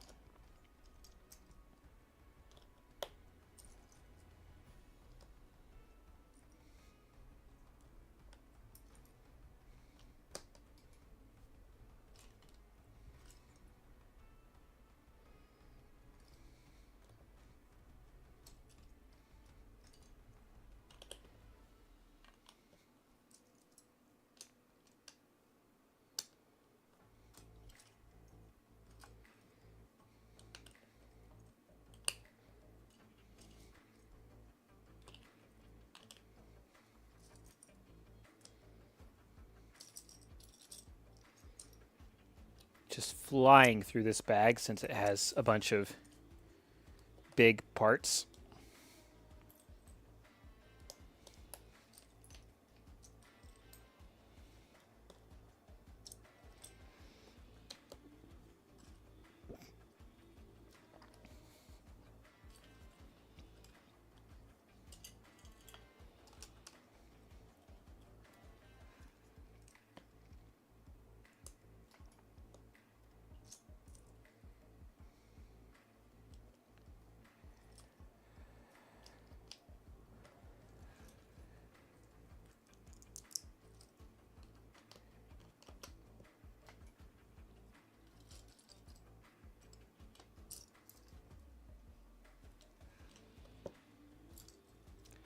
Once again, we're making this sandbar with all these sloped pieces. Sloped tan pieces. It looks pretty good. I kind of almost prefer it was built using plates. Yeah, I wish it wasn't quite so smooth, but that's just a personal preference that probably others would disagree with, so even though they'd be wrong.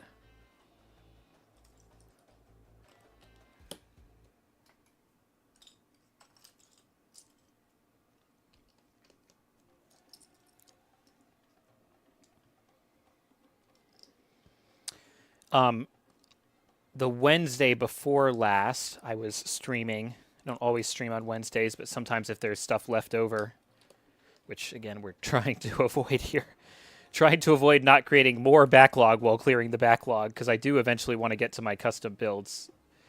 But I was streaming and someone was asking,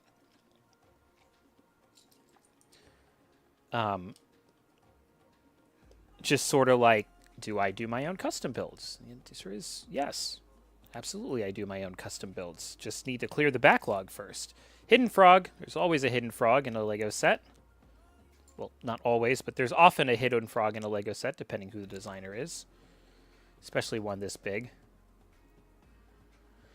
The Cherry Blossom set, they even used frogs as leaves. Which seems like a crime against frogmanity, but, well, wouldn't want to leave them hanging out to dry. And now the frog is covered by that little extension of rock here.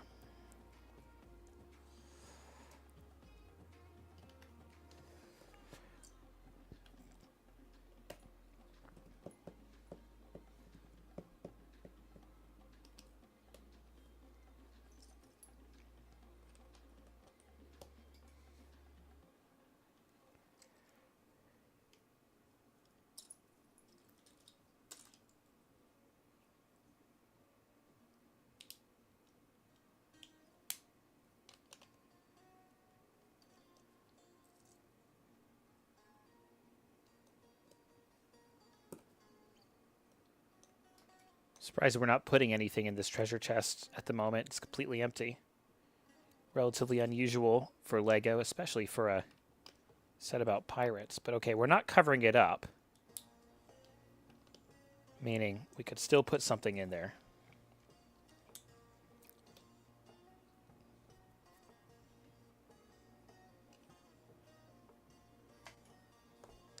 The cask is leaking. Perhaps those pirates should have practiced their shooting skills elsewhere.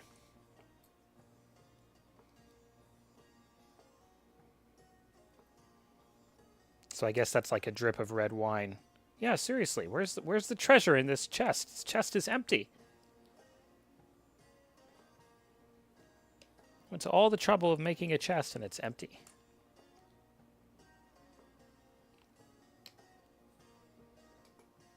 Oh well.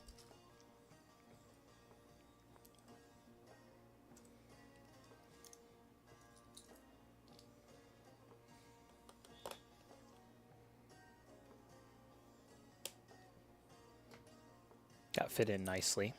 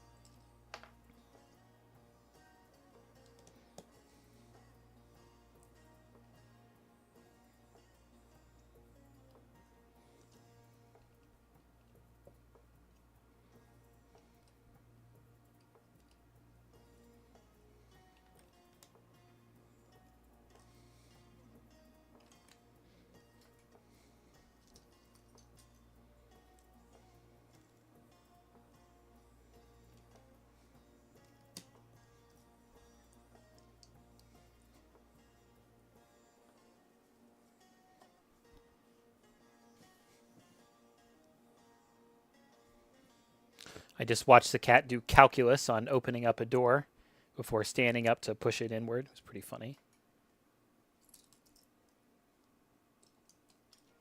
It's always, like I said, it's always really funny when you get to watch a cat doing math because they do it. They calculate.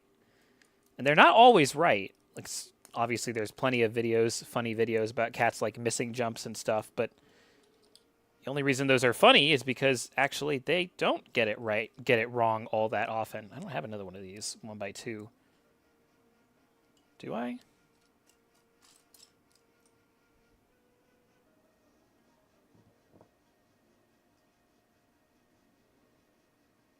Okay. Just a second.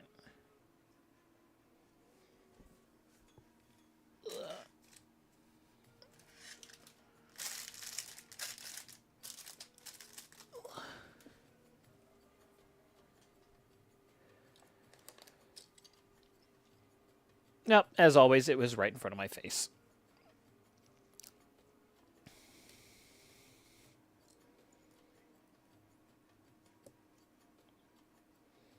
Lego really doesn't make inclusion mistakes very often. Print mistakes, sure. But missing parts, I might be so bold as to suggest that maybe they never actually forget. And I know they get calls to replace parts all the time, including I've done it myself. But part of me wonders if actually perhaps literally every single time it's just user error. I'm sure they have internal metrics that can probably... Well, actually, they don't because... Well, I don't know. It's likely that they have some kind of metrics that can predict that kind of thing. And I would be curious if I were ever to see those metrics to see if they agree with my hypothesis that it is actually always user error. But I think that their customer support strategy is really, really smart. They basically are like, if the customer complains, we replace whatever needs to be replaced. More or less no questions asked. Like, few questions asked, and you can get blacklisted for abusing the service, which is great because getting people to not abuse the service means the service gets to continue for other people. But, like, yeah, no, I just kind of suspect that it's just all these little parts. They've decided that it's literally cheaper to have a customer service center and just replace the parts no questions asked than it would be to, like, then would be the cost of, you know, it's so exciting to build your Lego set. I think that's literally what their customer service site says. Something like, it's so exciting to build your Lego set, but we know that excitement can be diminished if something is wrong. And then their email, when they actually send you the replacement or whatever, is like, we're so sorry there was something wrong with your Lego order. Here's the parts you requested, etc., etc. It's very nice. Very nice. I do not abuse that service. I really do not. But I have had to use it. And at least one of the times that I used it, I was able to confirm, oh, no, this was actually just, here's that part rolling around, or here's that part, the cat stole it, or in one case, oh, actually, here's those 20 parts. They all just rolled behind a bookshelf or something like that. Stuff like that. Shoe case. Do we say that? Shoe case? We should say that. Shoe case, shoe shelf. We say shoe rack, but, you know, it's not always a rack. Sometime it's something else.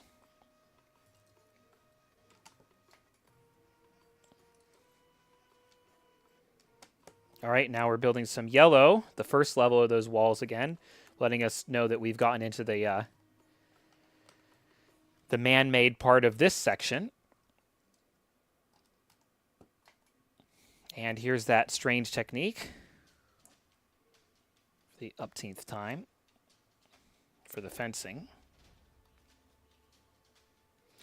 Also, before I forget, I need to go take that song out of the playlist.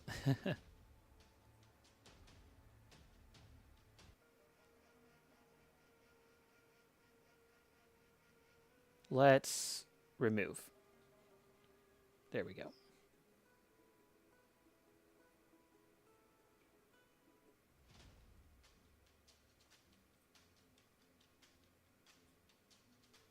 Like, the Arabic inspired music is super neat, and there will definitely come times when we use that. In fact, possibly next weekend. But for right now, it's not. We're in the Caribbean here. It's not the same. Not all cultures are the same. Upbeat. I did a pretty good job of generating the playlist. So here again, we have that technique. Headlight brick with a cheese slope. These.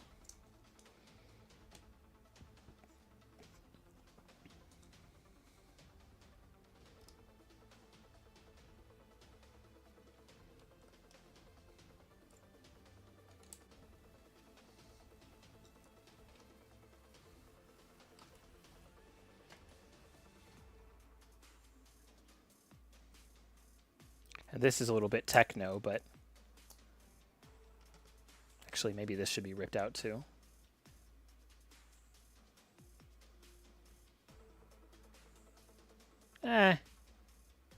It's not bothering me.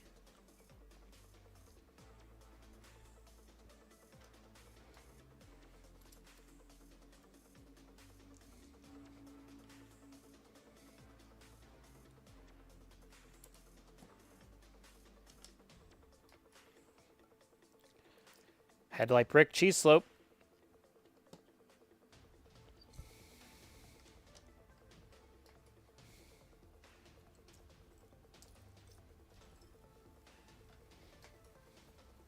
Oh, and here finally are some big panel pieces. Again, I feel like they could have made us build this up with bricks, but it's nice to see that in some cases when it really made a lot of sense, they were like,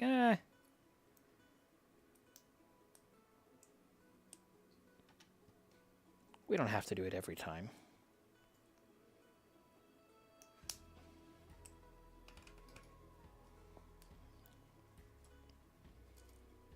Okay, now we've got a little assembly.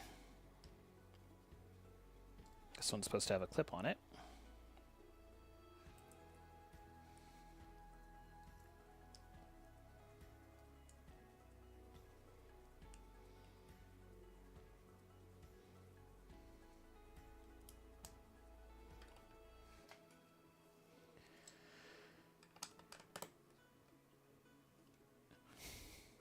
Headlight brick, cheese slope.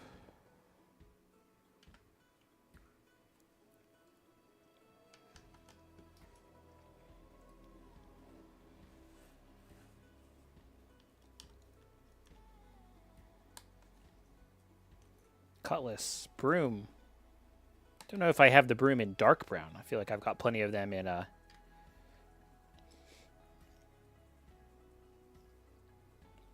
light brown or old brown, maybe.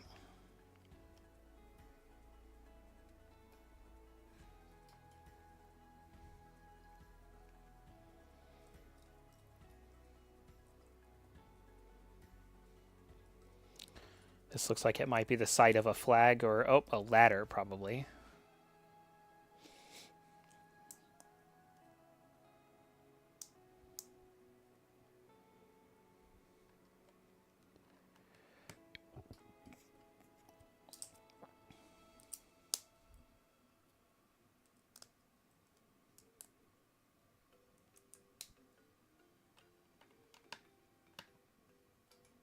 Yep, there's the ladder.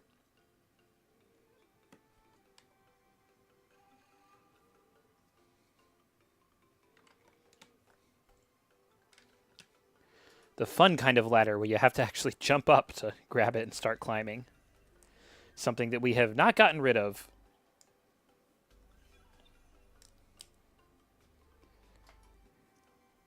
Hundreds of years later.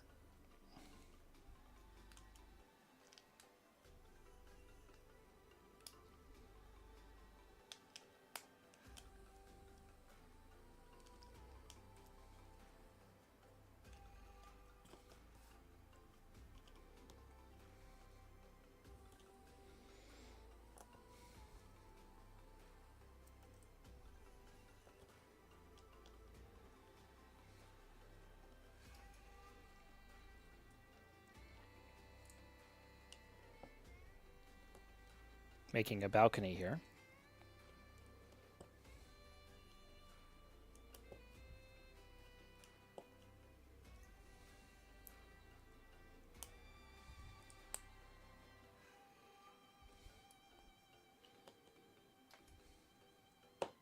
Still not putting the balcony down. We're going to go ahead and make the cannon basin first. This one's going to be elevated slightly like the first one, not reduced like the second one. And I just messed it up, but that's okay.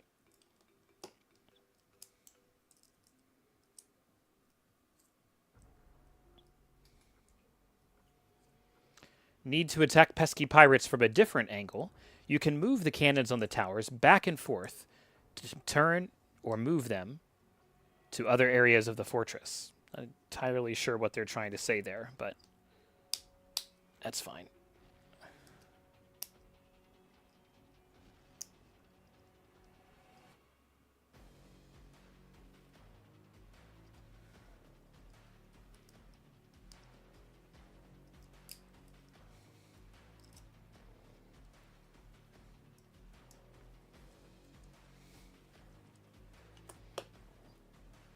like, yeah, turn them, but back and forth, I am not sure what they're trying to say with back and forth. Okay, here we go. And that might be the whole sub build there, honestly. Ugh. There it is, the tower. This one can actually aim downward. But we're not quite done because we have a couple palm trees to make. Or maybe one big palm tree. Which we didn't notice earlier when we put this little socket in. Oh no, I think it is 2 palm trees. Cool. Yep, 2 times. Again, it's weirdly difficult getting these leaves onto this piece.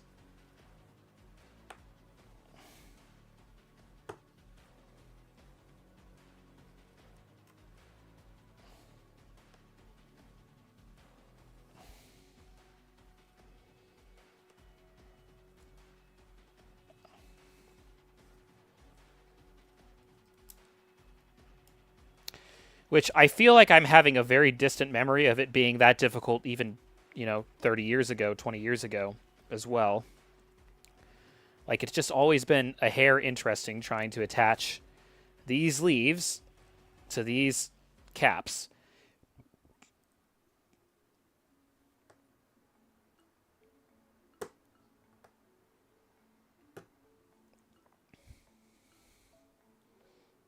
Or maybe I'm just a struggler.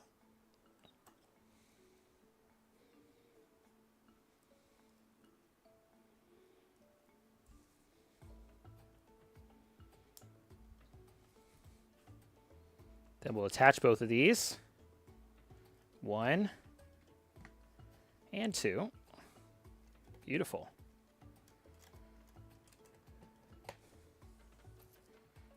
Put all these extra parts away.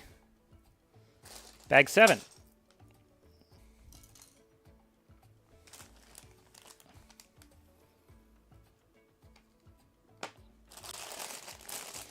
Looks like we're making 2 soldiers this time. And a monkey. I don't know if I have a monkey in this color. Maybe.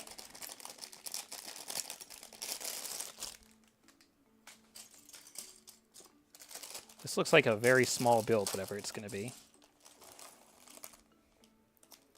I feel like we have a whole nother section of the castle to go through, though. The fortress.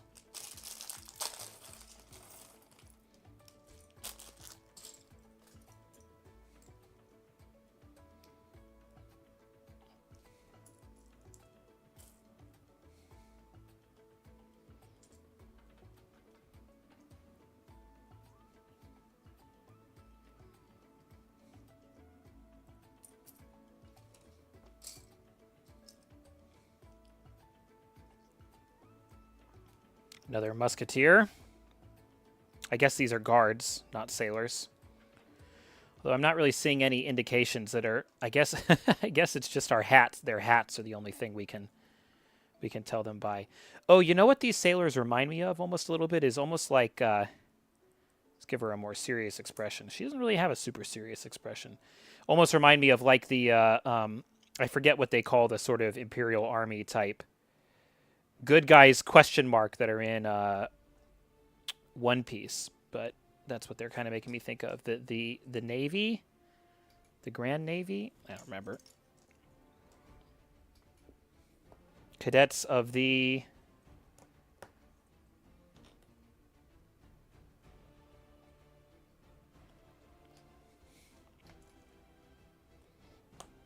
I don't remember.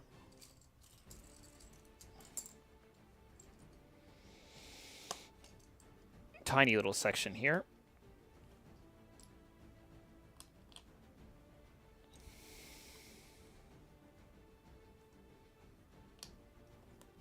Covered with seaweed.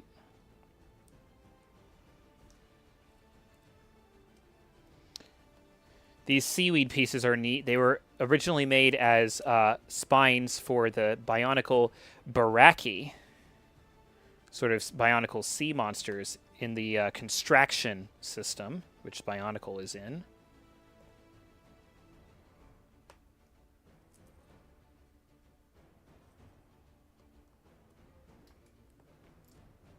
And here they are, outliving the theme that spawned them, which happens sometimes. In fact, they might be one of the some of the most notorious takeaways.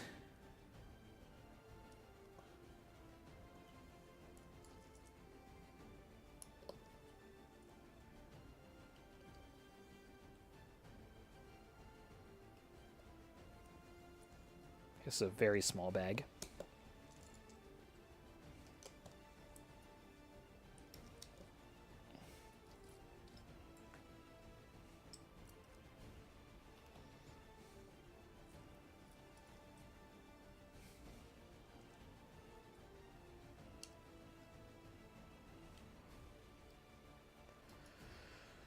Which makes whatever we're building here feel like it might be a little bit excessive to have a whole 8x16 plate for it, especially since I'm going to have to tile that eventually.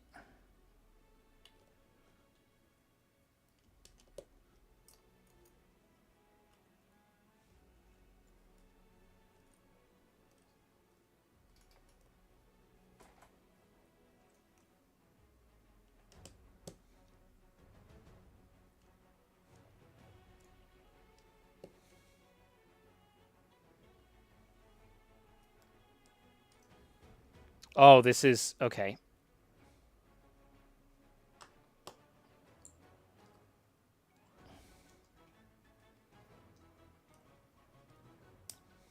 Going to be supports for something or other.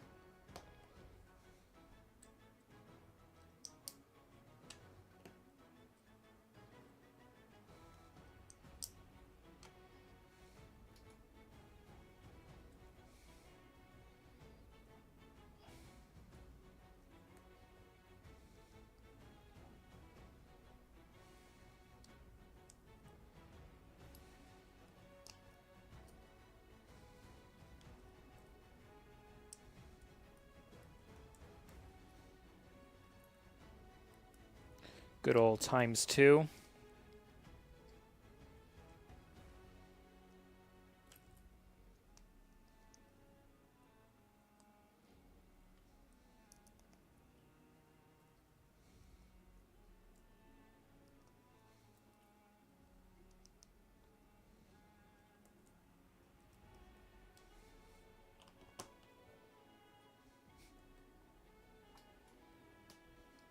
Wow, this is going up very high.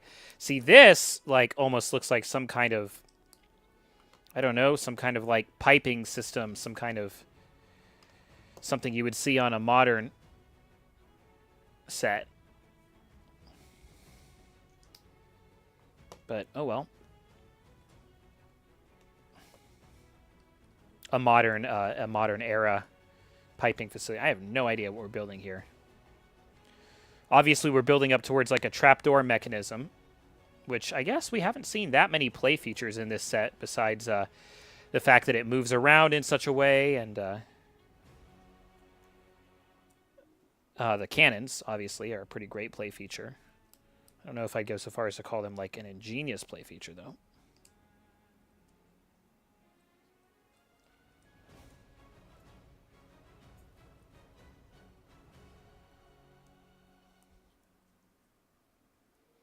This is going to be some kind of lever to release the trapdoor, definitely.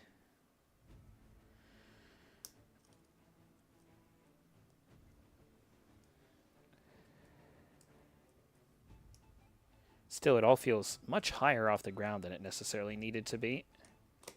There's that, so we can move it back and forth by 1.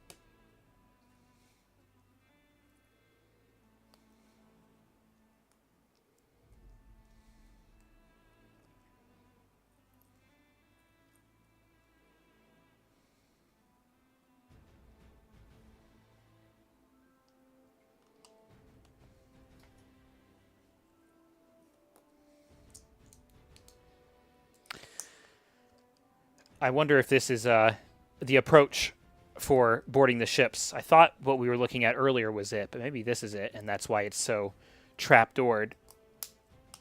Booby-trapped, I think, is actually an appropriate way to say it this time around. Okay, but how does this work? Because I can't move that one. Oh, this is one over. That's why. All right, that's simple but effective. Simple but effective. There we go. I feel that was all a little over-engineered. That's been the first part of the set that I've been like, did we really need to be quite that? I feel like that was all a little over-engineered.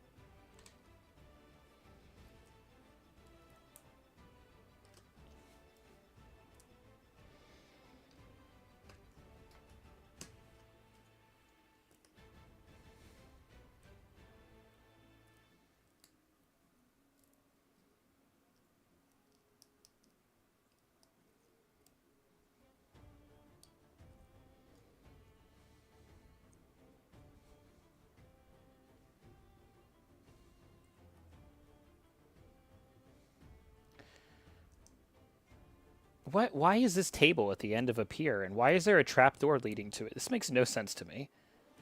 Goblet, bowl, bowl, bottle, goblet.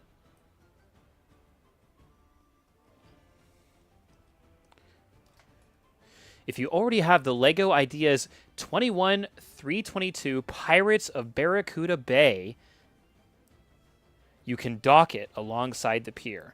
Or as I said, you can also dock. Oh, I see. This goes together like so. You can also dock Lego Creator Pirates pirate ship. All right, on to the last booklet and the last 3 big bags, as we're going to build the crane and then the final section of the fortress. So we have 2 fortress sections left. Okay, this crane, this is going to be cool. Now this is going to be like the primary real play feature of the set. It's probably going to take us a little bit of time to whip together. Although it is kind of interesting that this is only 1 bag, whereas the whole remaining huge section of the fortress is actually 2 bags, although we know that bag 10 is small. And this doesn't seem to be a particularly massive bag, so... Okay. I guess it's because its footprint is very small, just an 8x8 plate. Let's do it.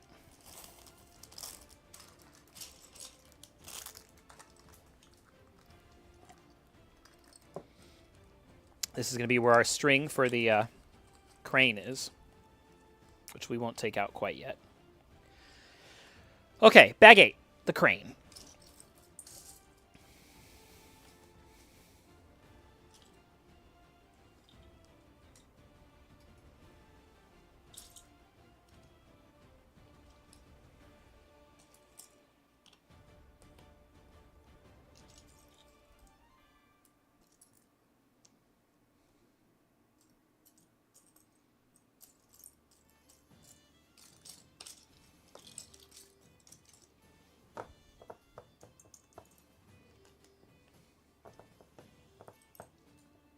I love this one. This feels like very open seas.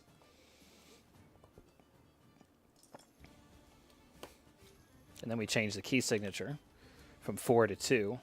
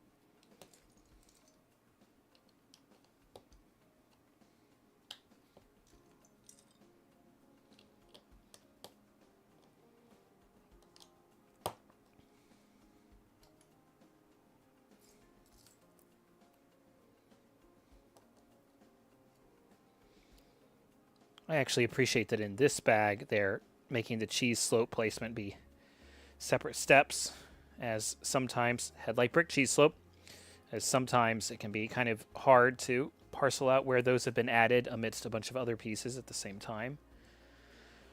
Another one of those. One of these.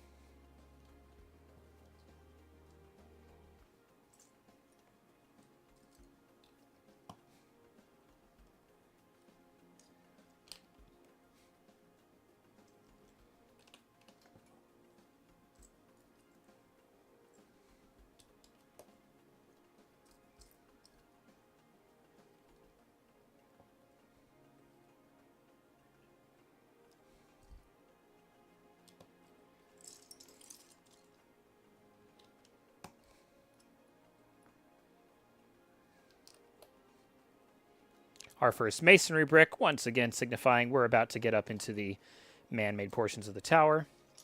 There's definitely some good notes in this set for anybody who's trying to learn to better design transitions between natural and artificial landscape. They did a pretty good job of it. Pretty excellent job of it, actually. I guess when I review, that'll be one thing I can kind of talk about. The mastery of the transitions between the natural and the man-made terrains.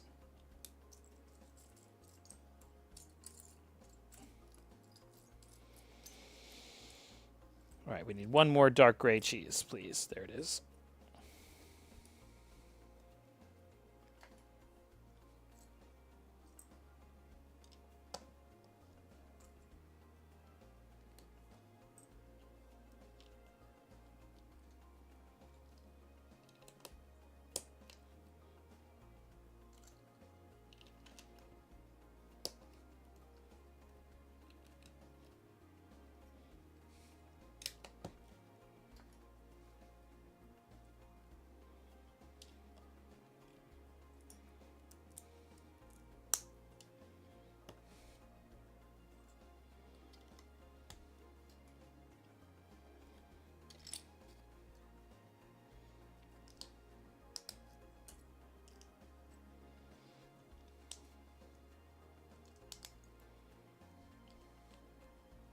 Here's a stash of spare cannonballs, finally.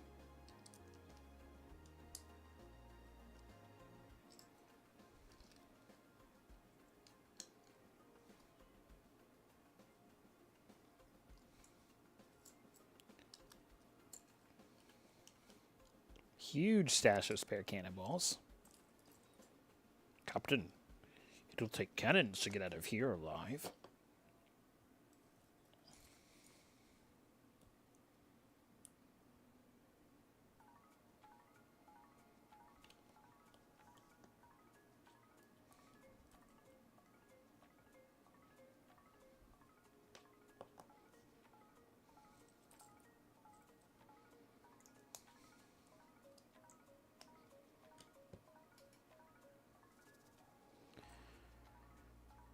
Now we're putting these cheese slopes not on headlight bricks, but on, oh, what do they call it, these ones?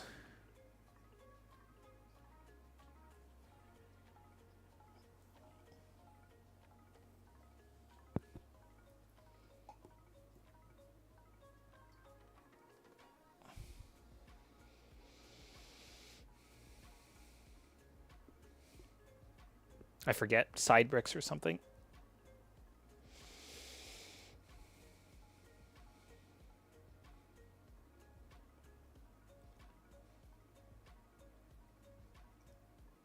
But yeah, headlight bricks refers to the very specific ones that are recessed.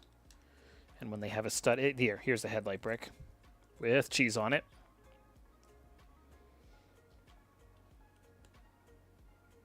Kind of a weird choice there.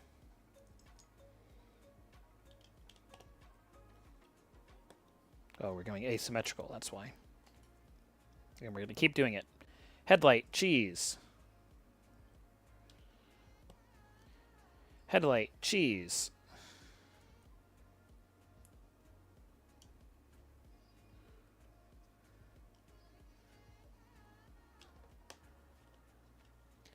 Headlight, cheese.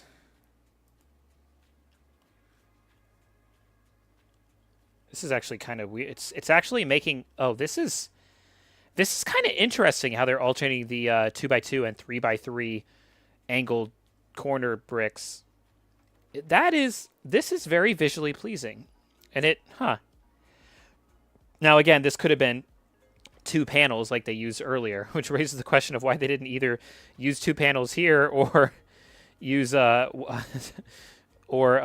a technique like this earlier. But okay. Somebody let them get away with it here because it was like an essential feature of the tower, and did not let them get away with it earlier in this set where they were like, all right, we need to cut. This is literally how the conversation went. All right, we need to cut 100 pieces from the set. Okay, well, these 100 pieces that they used over here could be literally 2 big panels in an adults-only set, adults welcome set. Well, it would cut the part count by 100 pieces with 1 easy change. How many times have we done that to Jones? You know, every time he builds something. All right, do it again.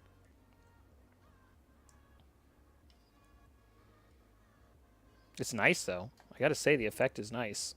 Like, kudos where kudos due. And we're putting this on. So that's in the back. This goes here. I feel like I missed something. I did miss something. I missed these. Sturdy. And let's keep going.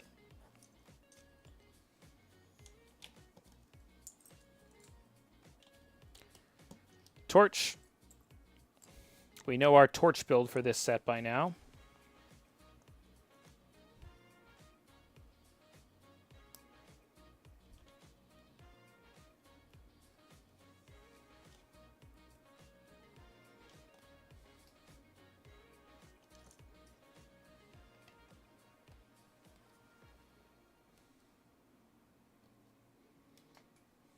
Another ladder. Oh, we're going to make a whole assembly here. Okay.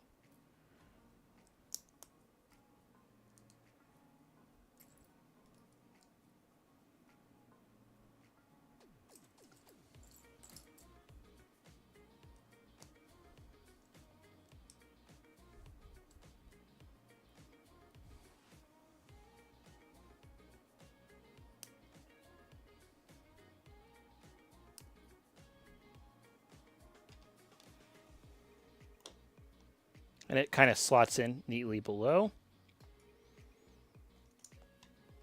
Arch brick. Arch brick.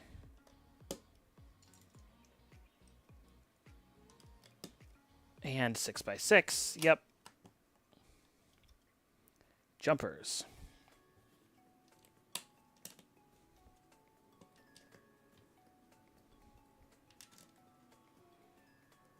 Now we're going to start building our crane here momentarily.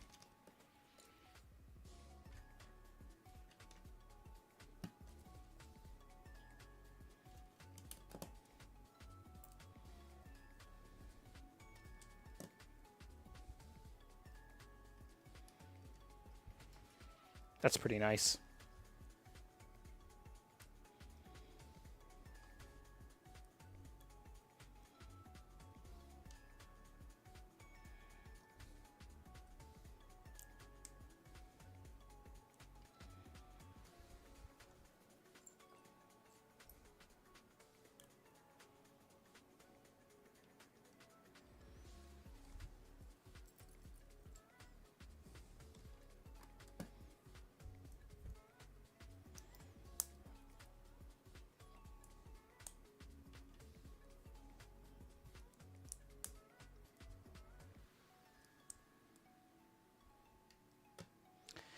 I know what these dark red are. So it's like this is a whitewashed brick. So when we see the dark red, I think it's where the white has chipped away and we just see the brick color underneath, which is nice. I love that it's that dark red instead of just a brown.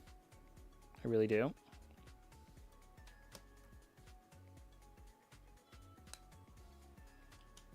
This should be interesting. Okay, now we are building the crane. for loading and unloading goods.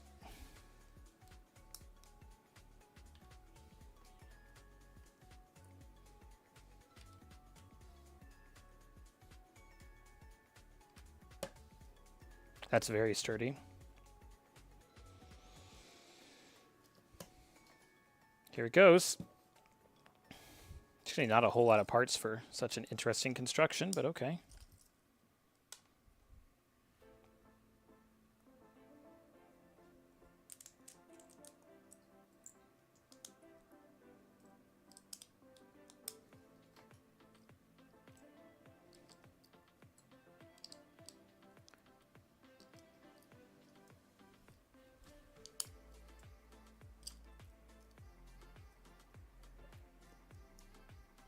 This is all going to be fine and dandy until we have to start threading the string here.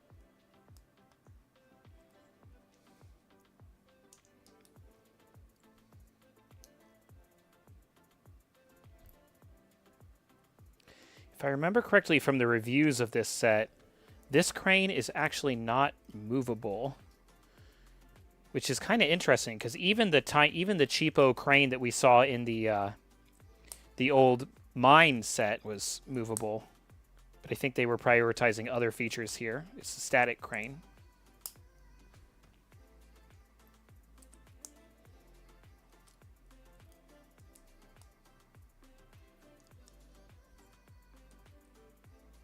Oh, it looks like it's movable. I don't know, maybe that changed.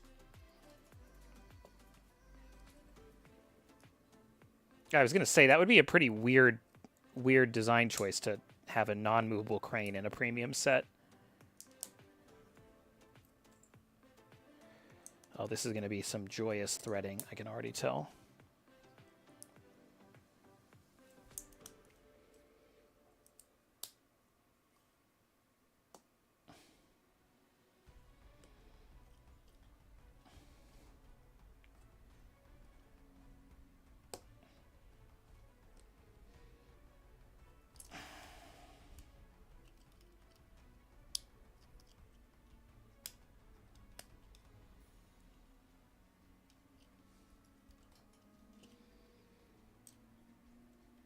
No, actually, it's static. Look at that.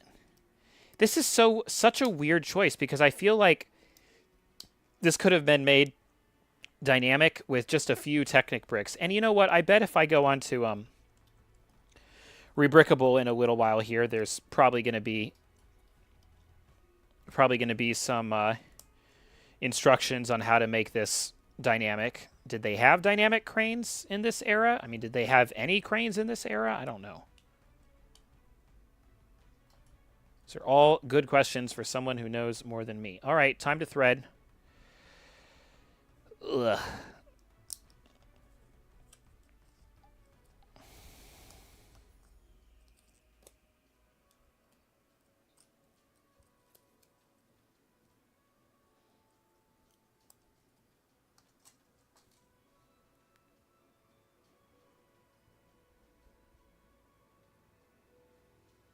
I was going to say I haven't threaded any string in a while, but that would be completely inaccurate.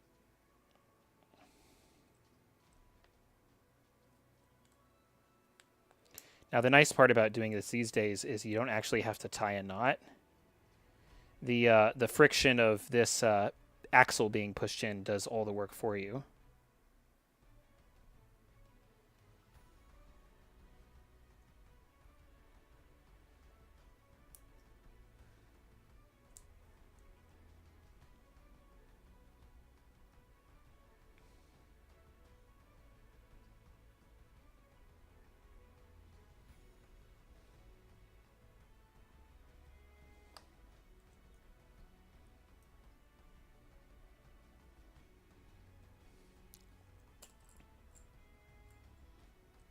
On the other end, we'll have to tie a knot.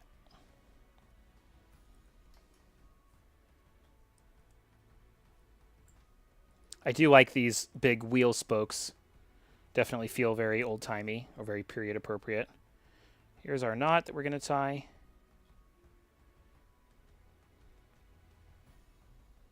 Where was I just tying a knot on? Probably the mine. I'm sure it was the mine.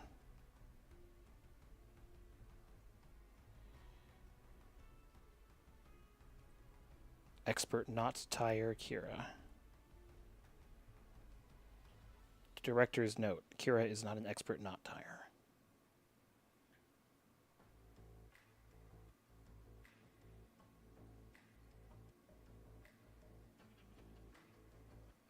Actually, that wasn't half bad. Wasn't half bad at all. Let's wind it up.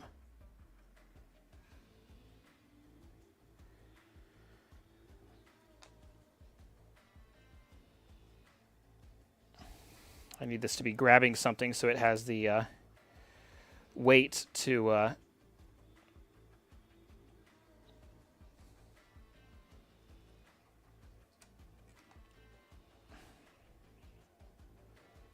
stay while I thread it. Wait, did that just come out? Oh my gosh. Expert knot tire Kira strikes again.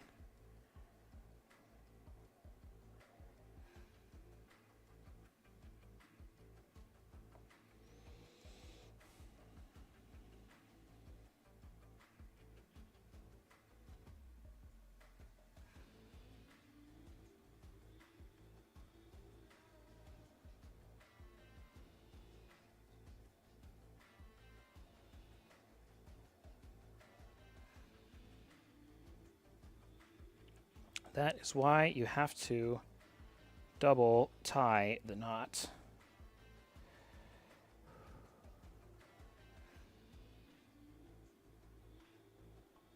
There we go. And to double tie the knot, you have to sacrifice some of the string.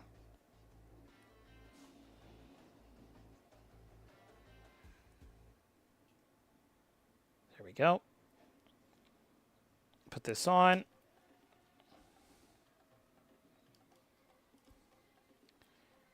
And we thread.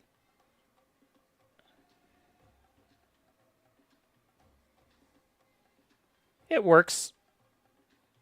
It works. A larger crane means the governor and his crew can handle even heavier cargo.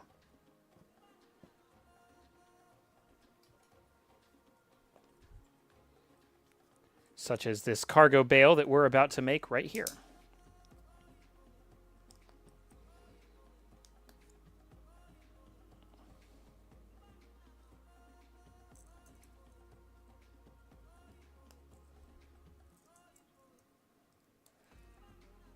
So this is our major play feature of the set. The crane doesn't move, but at least we have a winch system. A saucy winch system, some might call it. We have 2 pistols in the treasure chest this time. Definitely something the pirates would love to get their claws on. And then, look at this. This is kind of an interesting way of doing the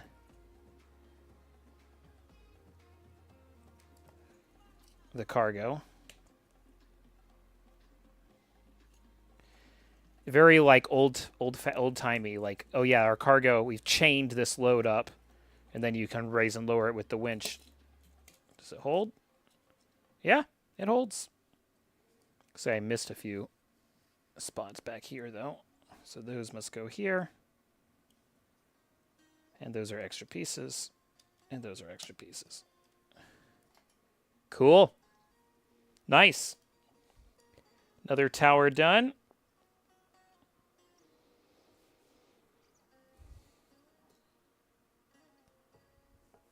Leaving just bags 9 and 10. Almost there. All right. We're going to do this in 30 minutes.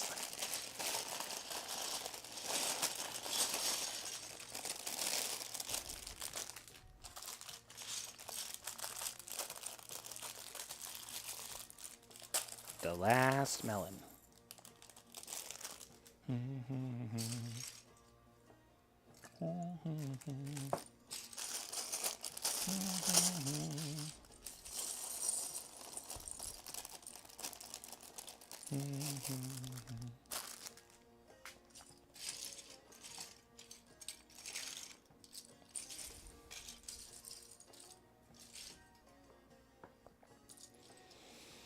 And we are once again going to be building up the base of this thing from the ground up.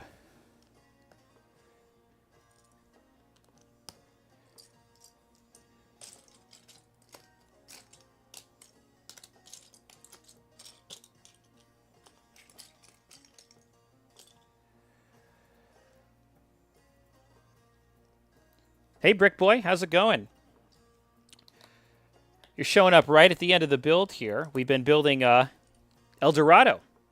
Look, we've built most of the fortress here. Probably in about 30 minutes, we're going to be all set with this. How you doing today?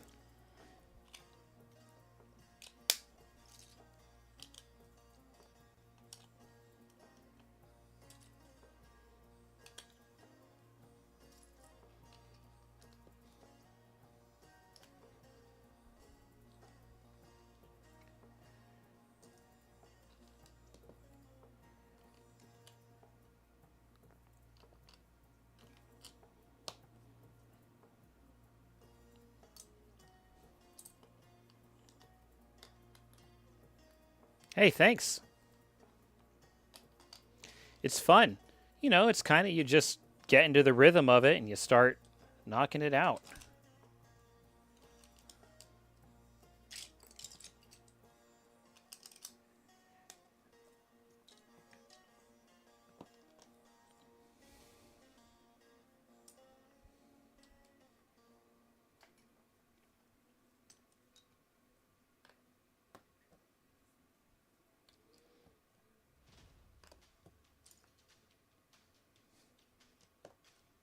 And we're enjoying some pirate-themed tunes while we're at it as well, which definitely makes the time go by.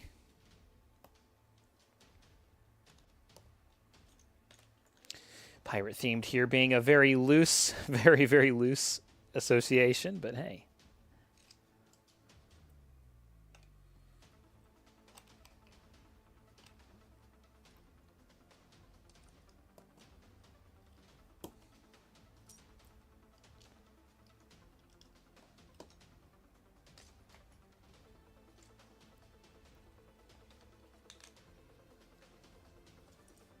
So yeah, for the last time, what we're doing here is we're starting at sort of the base, where the rock wall meets the ocean, which is kind of what this fortress seems to be constructed on. We've talked about this could either be like a coastal operation or maybe it's actually a little island out in the water. We're going to use it as a coastal operation, though. But the set has really displayed a lot of what you can do with sort of these 2x2 bricks with a little corner indent. All these little surfaces that when they're finished really do kind of look like a rocky wall in a way that I feel Lego wasn't really able to do necessarily until relatively recently, or certainly not when they first made the 1989 Eldorado Fortress set. So a lot has changed since then.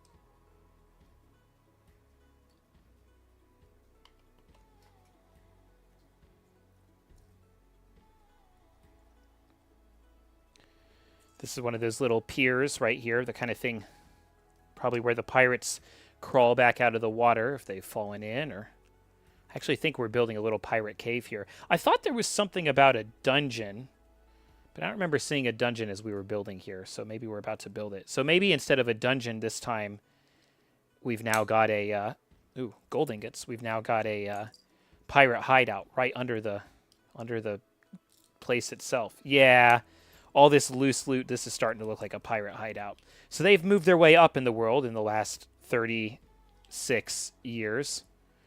No more rotting away in dungeon and is out, and what is in is having a pirate hideout. Of course, no pirate hideout is complete without a skeleton, which we'll be making momentarily here. As always, our masonry bricks telling us we are in the man-made section, starting right up above. The question is going to be, what's going to be right on top of this little pirate lair? Is it going to be a kitchen? Well, we already built the kitchen, so we know it's not that. Mess hall, barracks.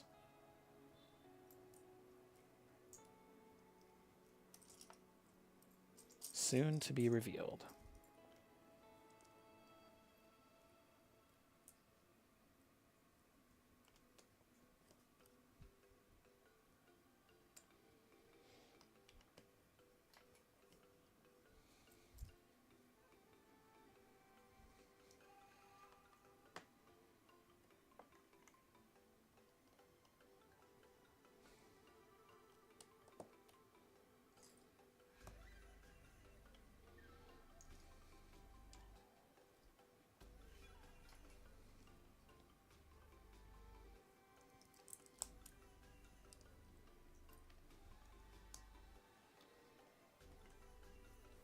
Another masonry brick here.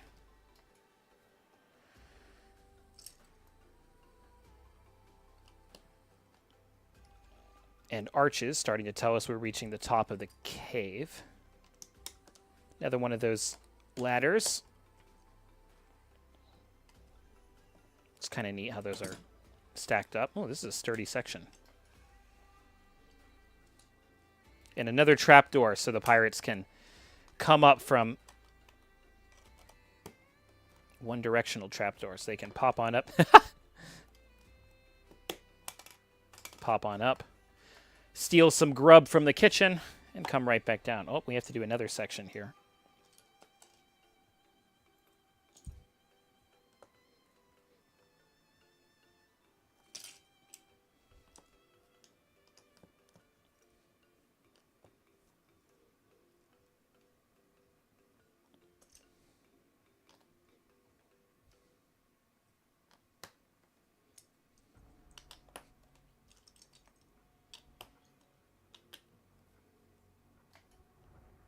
How this poor skeleton met his fate is unknown.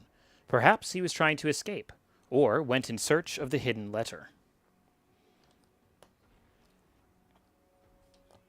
Thank you, LEGO set designers. And here we go.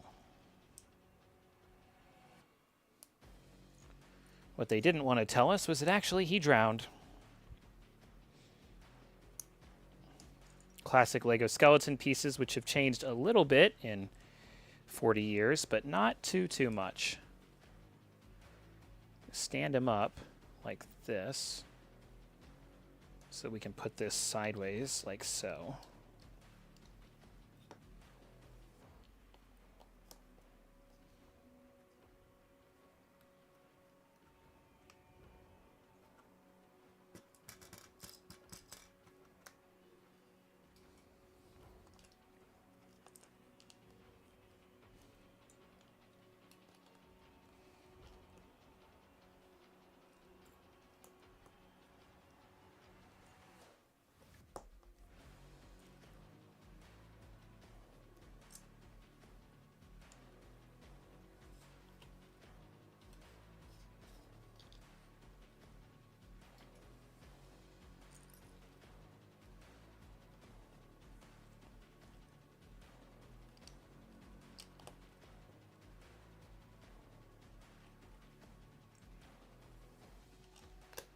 Then we'll connect all of this up like that. Oh, this has an unusual profile here. It's not just a square or a rectangle.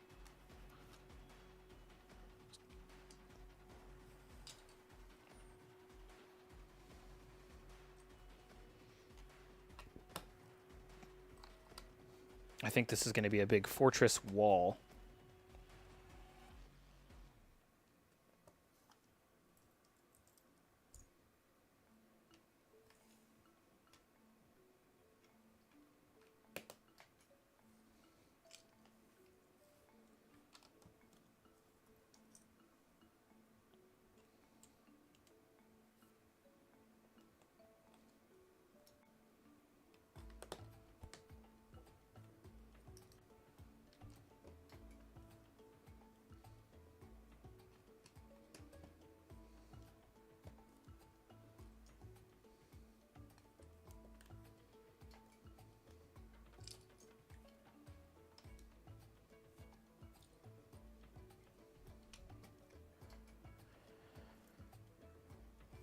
continuing to build up towards the end of bag 9 here. 4 of these. Yep.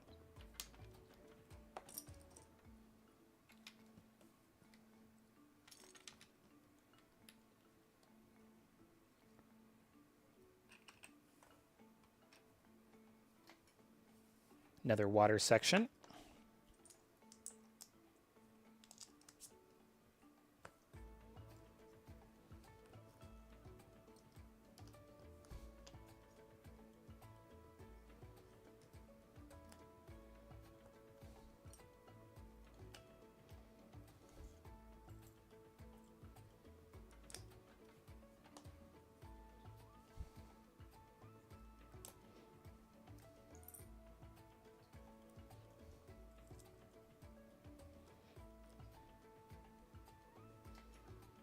Going to attach that here. And probably our very last water section coming up in a moment. Kind of looks like we've got a little slide, a little escape hatch here or something. Or maybe it's some part of the cliff that's been smoothed by the waves over time. We will find out soon enough.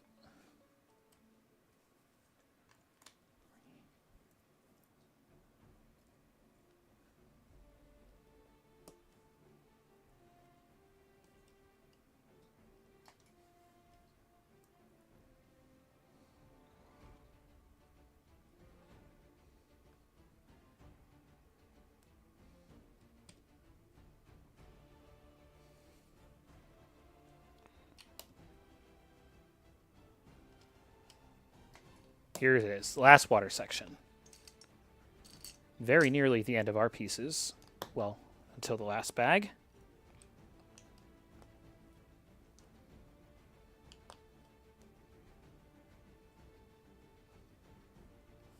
And that's attached.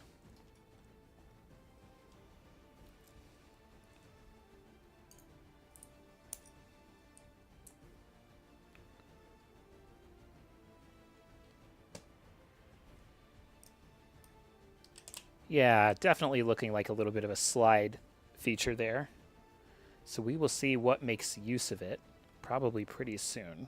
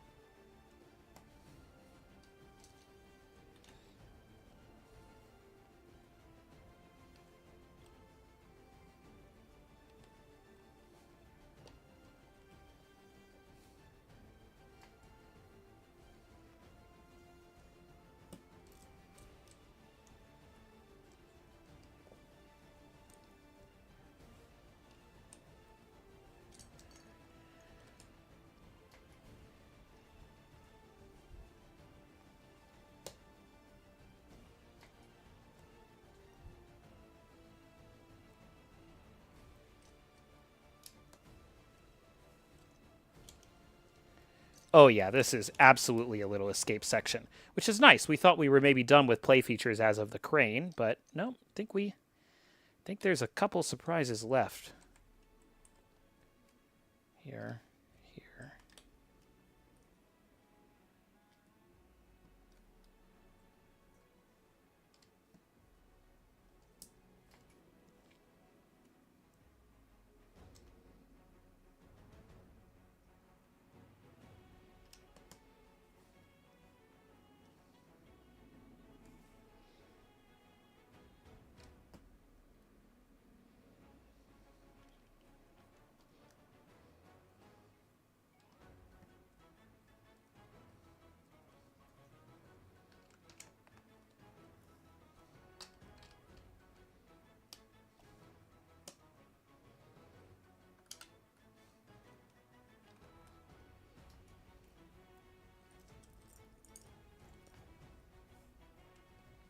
Okay.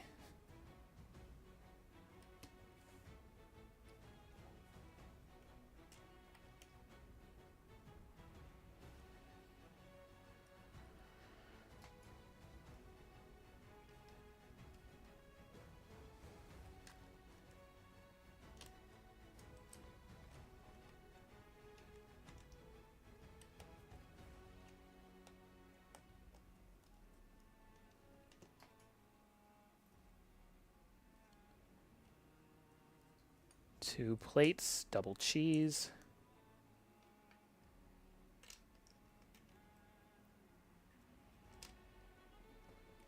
Two more slopes.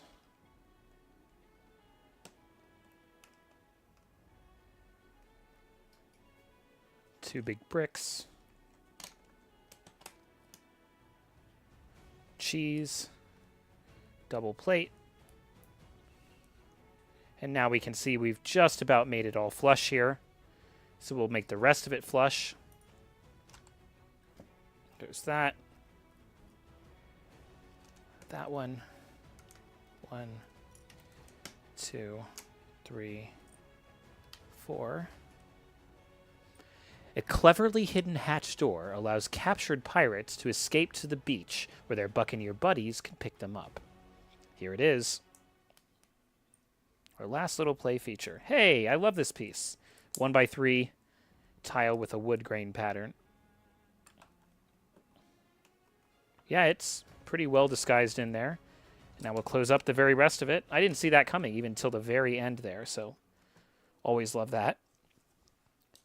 2 extra pieces, and we are on to the very last bag, bag 10, just to build up the tip top of the fortress here. And then we'll put it all together.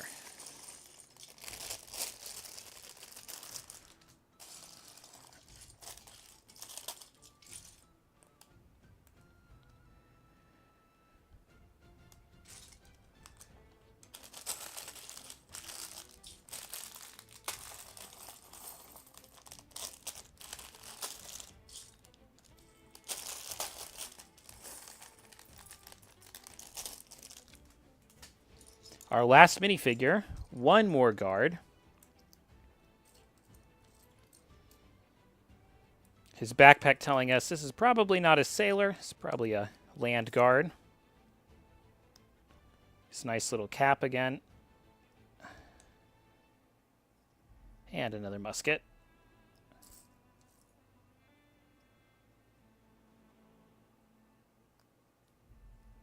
Goes with the other 4. So 6 total Imperial minifigures and 2 pirates. And a skeleton.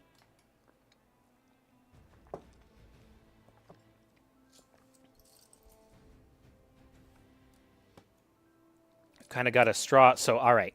We are now building our prison cell. And we can tell because it looks like these 1x2 grill tiles are going to be like a hatch, a straw hatch. Maybe for some bedding. Let's find out.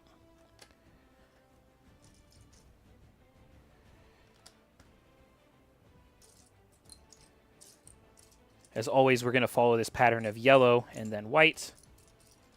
And the white's going to have bits of the exposed red brick in it, which has been beautiful so far.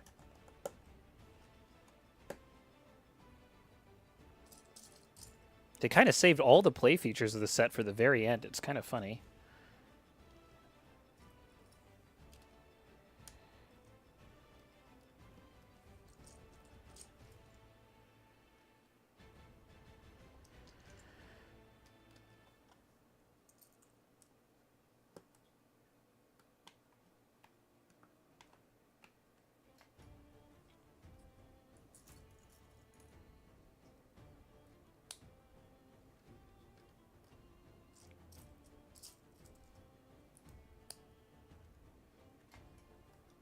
And we know what this is, where we put these ingot bricks on the sides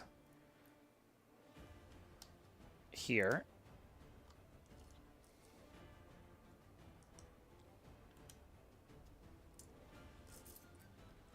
The technique for fencing that we've seen used throughout the entire set. Probably the last ones we're going to do there.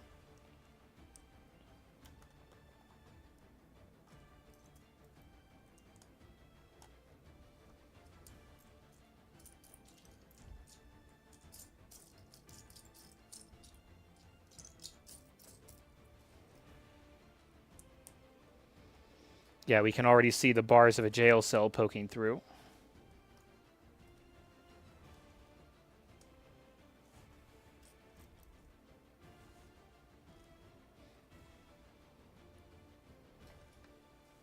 Things have improved for the pirate prisoners, too. Now they can rest comfortably on a hay mattress. As we suspected.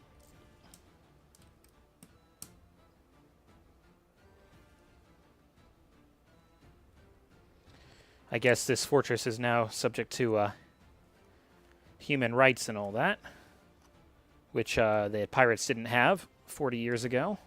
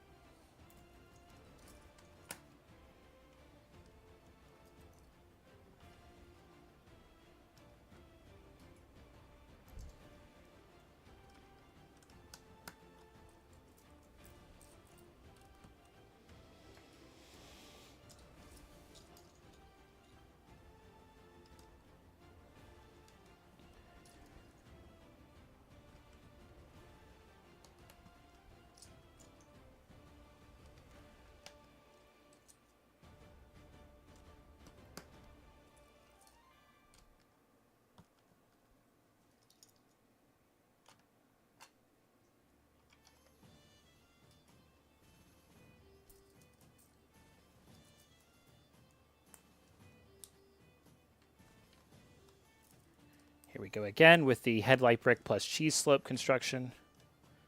Probably going to get that quite a few more times before we're fully done here. Yep, I see some more headlight bricks poking around in there.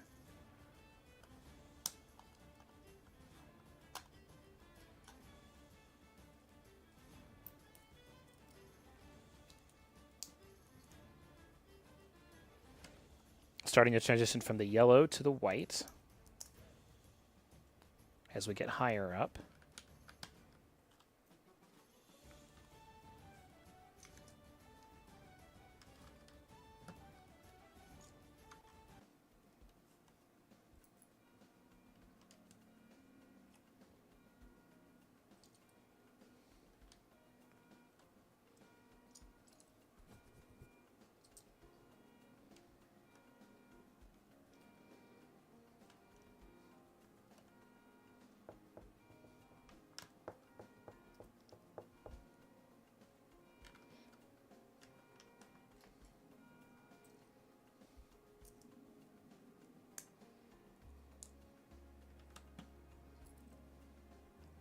A nice port window here for the prisoners to look out longingly and also to be alert to when their pirate friends are going to come possibly rescue them.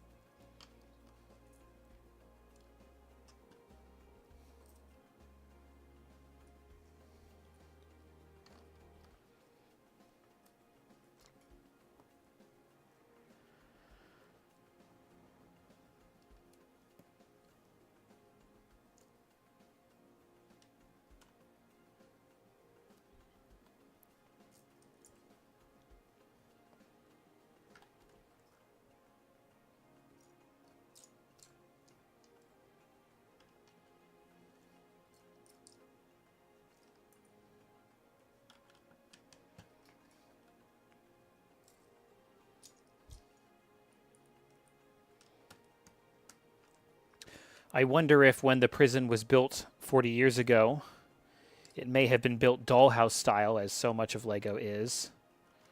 But now it does look like we're going to truly close it off. There will be no escape this time.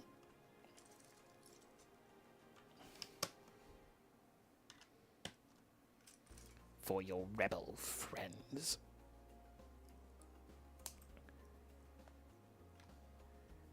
Double cheese.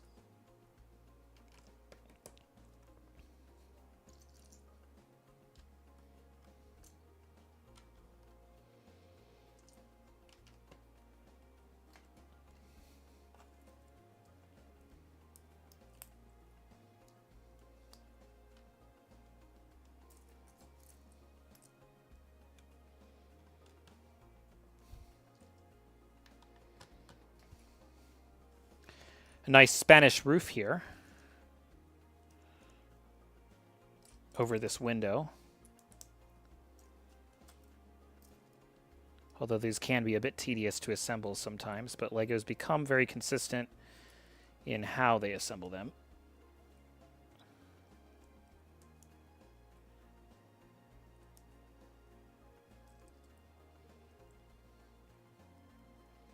It is pretty funny. The pirates are not dollhouse style, but even the governor's office is. So in a way, the pirates have a luxury exceeding that of the governor.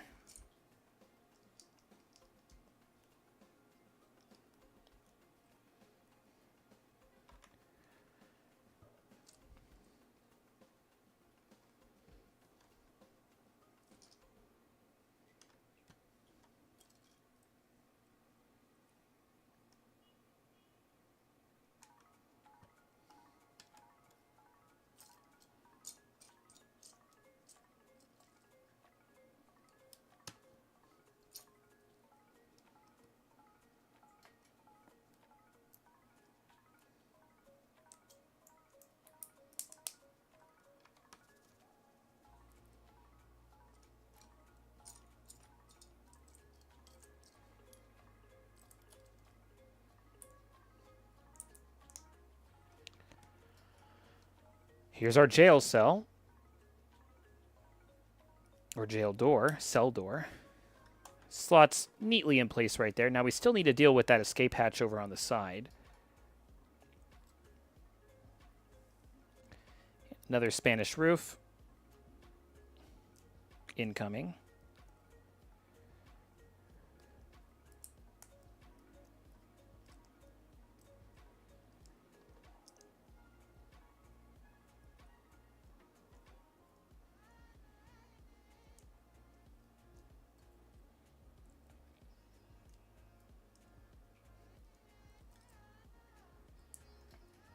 That's going to go over the jail cell.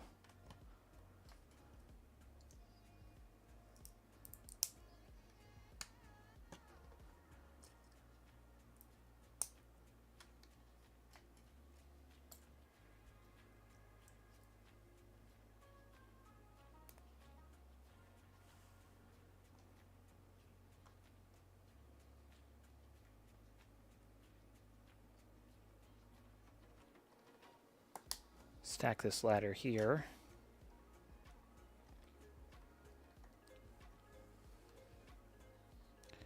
Another key for the jail cell, which means we actually have 2 extra keys.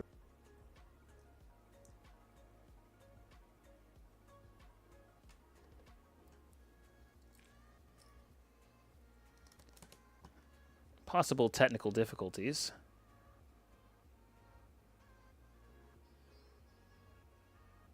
No, it doesn't seem like it.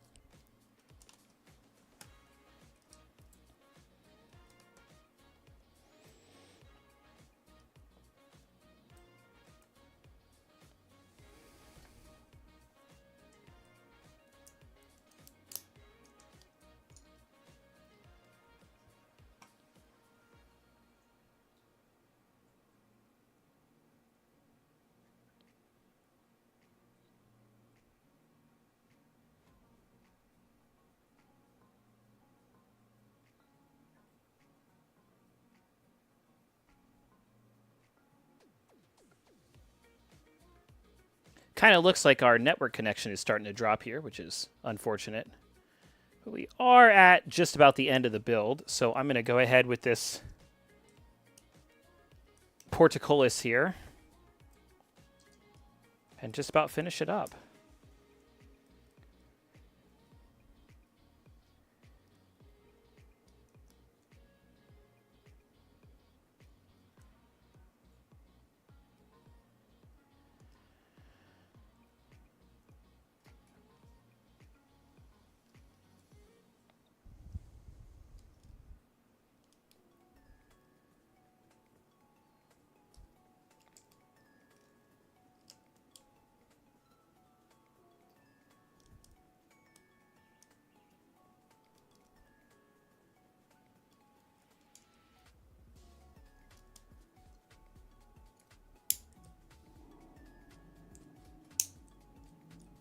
Last Spanish roof of the set.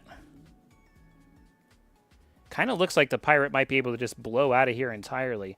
Or maybe this roof is designed to be removable so that I can get my big fingers in here. Twist, wiggle them around a little bit. And remove the roof. And open the escape hatch. I think that's more of what it is. The roof and some of the windows can be removed to access the rooms inside. Yeah. That's nice. And now the roof, the final steps.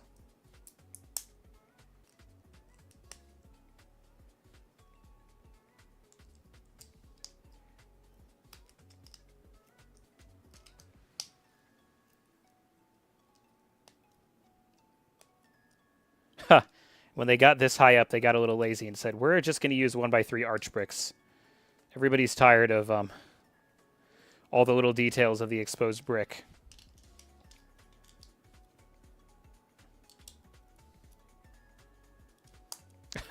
It's actually really funny how undetailed the roof is after all the little annoyances we've been working with this whole time. It never got repetitive, but it did take the part count a little bit higher in some places. And like I said, there was that one section of wall that looks really, really nice on the crane tower, but like, wow, was it over-engineered. This, they're just like, screw it, forget it.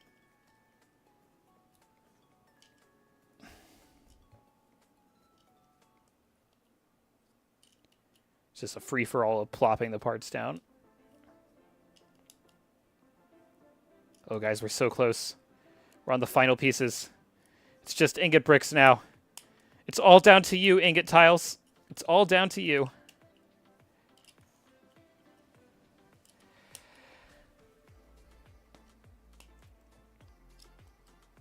Two.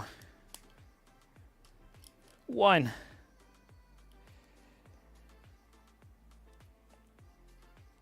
Zero! We're done. We're done. Oh. Oh my goodness. It's beautiful. The model unfolds for a bigger and more detailed display of all the trials, tribulations, and merriment of the crew and their prisoners. Oh. It wasn't even that long of a stream, but it's kind of big. All right. Let's see what we got. This one connects over here. Right? Is this modular at all? No, wait. I think this is kind of modular.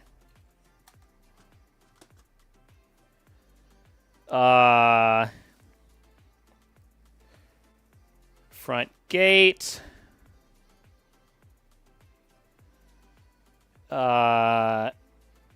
Cannon Beach. Oh, that's a nice angle. That's a really nice angle. Ooh, I really like that. Storage room. Or random party on the pier, which makes absolutely no sense whatsoever.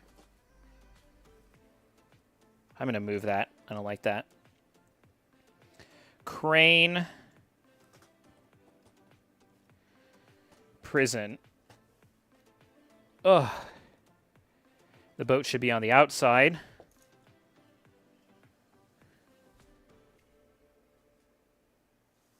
This is nice. I actually really, really like this. I mean, this is beautiful.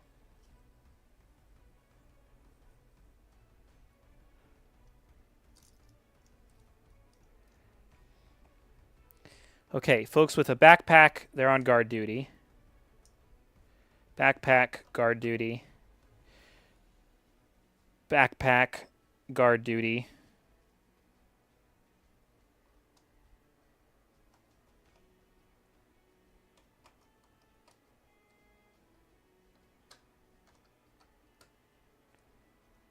No backpack. Sailor.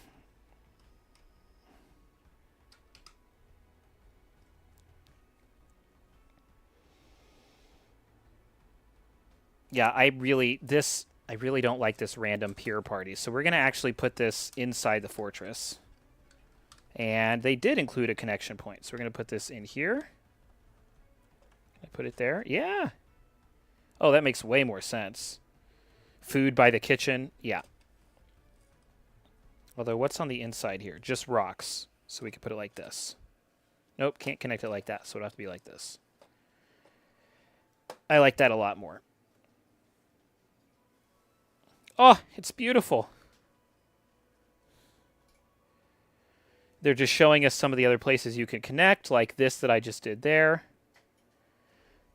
You can connect the crane on the other side. You can connect the crane on the other side of the prison instead of this side of the prison. Do I like that better?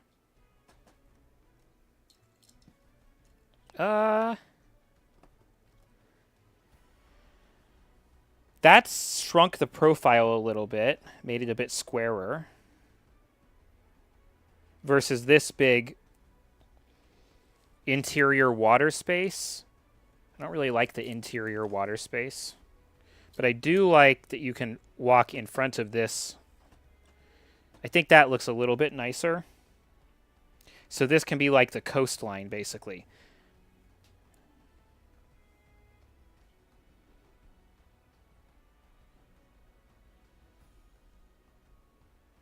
It also might be nice to put the prison back here.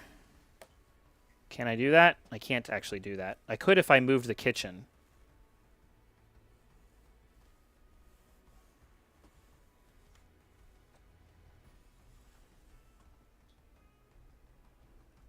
This is the best configuration, like so. Yeah. This actually looks like a fortress built along some rocky cliffs or something. So what I would have to do, yeah, we'll map out what I need here, but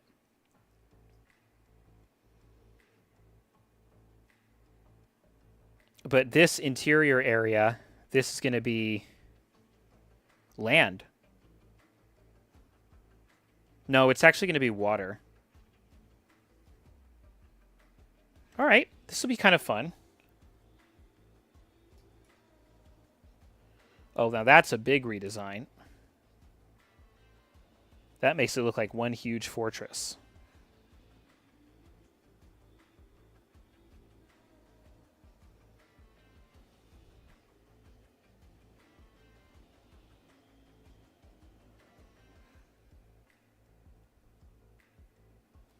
What are we doing here? Is it like this?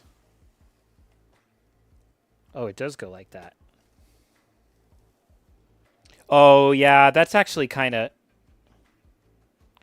This actually looks like an enclosed fortress. Let's move this tree. I like that. And then this way I don't have to do... I have to do very little beach work in the back. Very little. Just like 8 by... maybe 8 by 32. I can make these interior.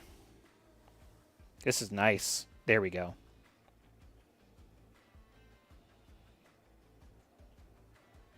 And these steps are logical.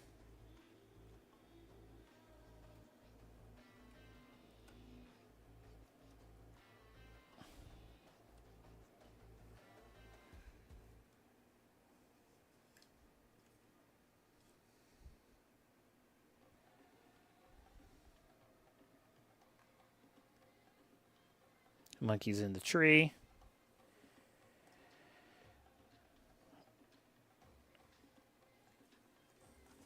And the boat pulls up beside.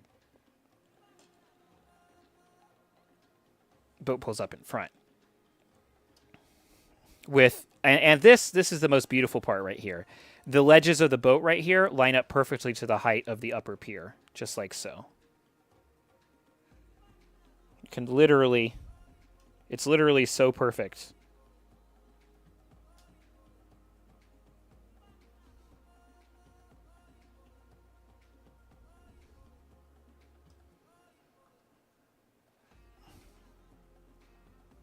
Okay. That is Eldorado.